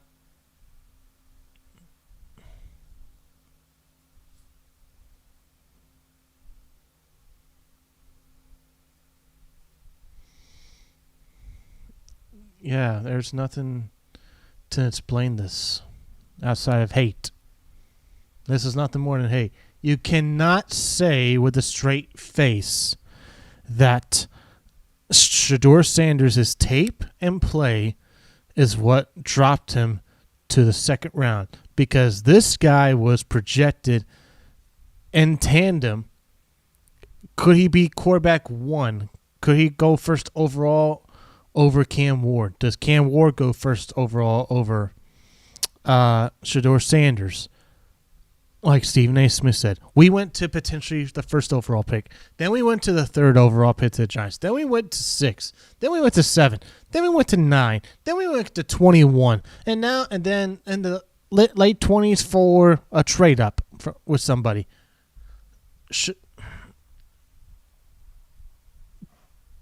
The hate is not the hate against Shedeur. The smear campaign has won.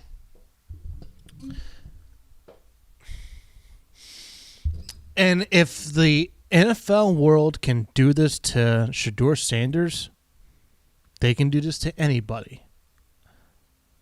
Whoever they deem not up their alley of, oh, we do things prim and proper. We're not all boastful and stuff like that. And the NFL, we are the NFL. No, I mean,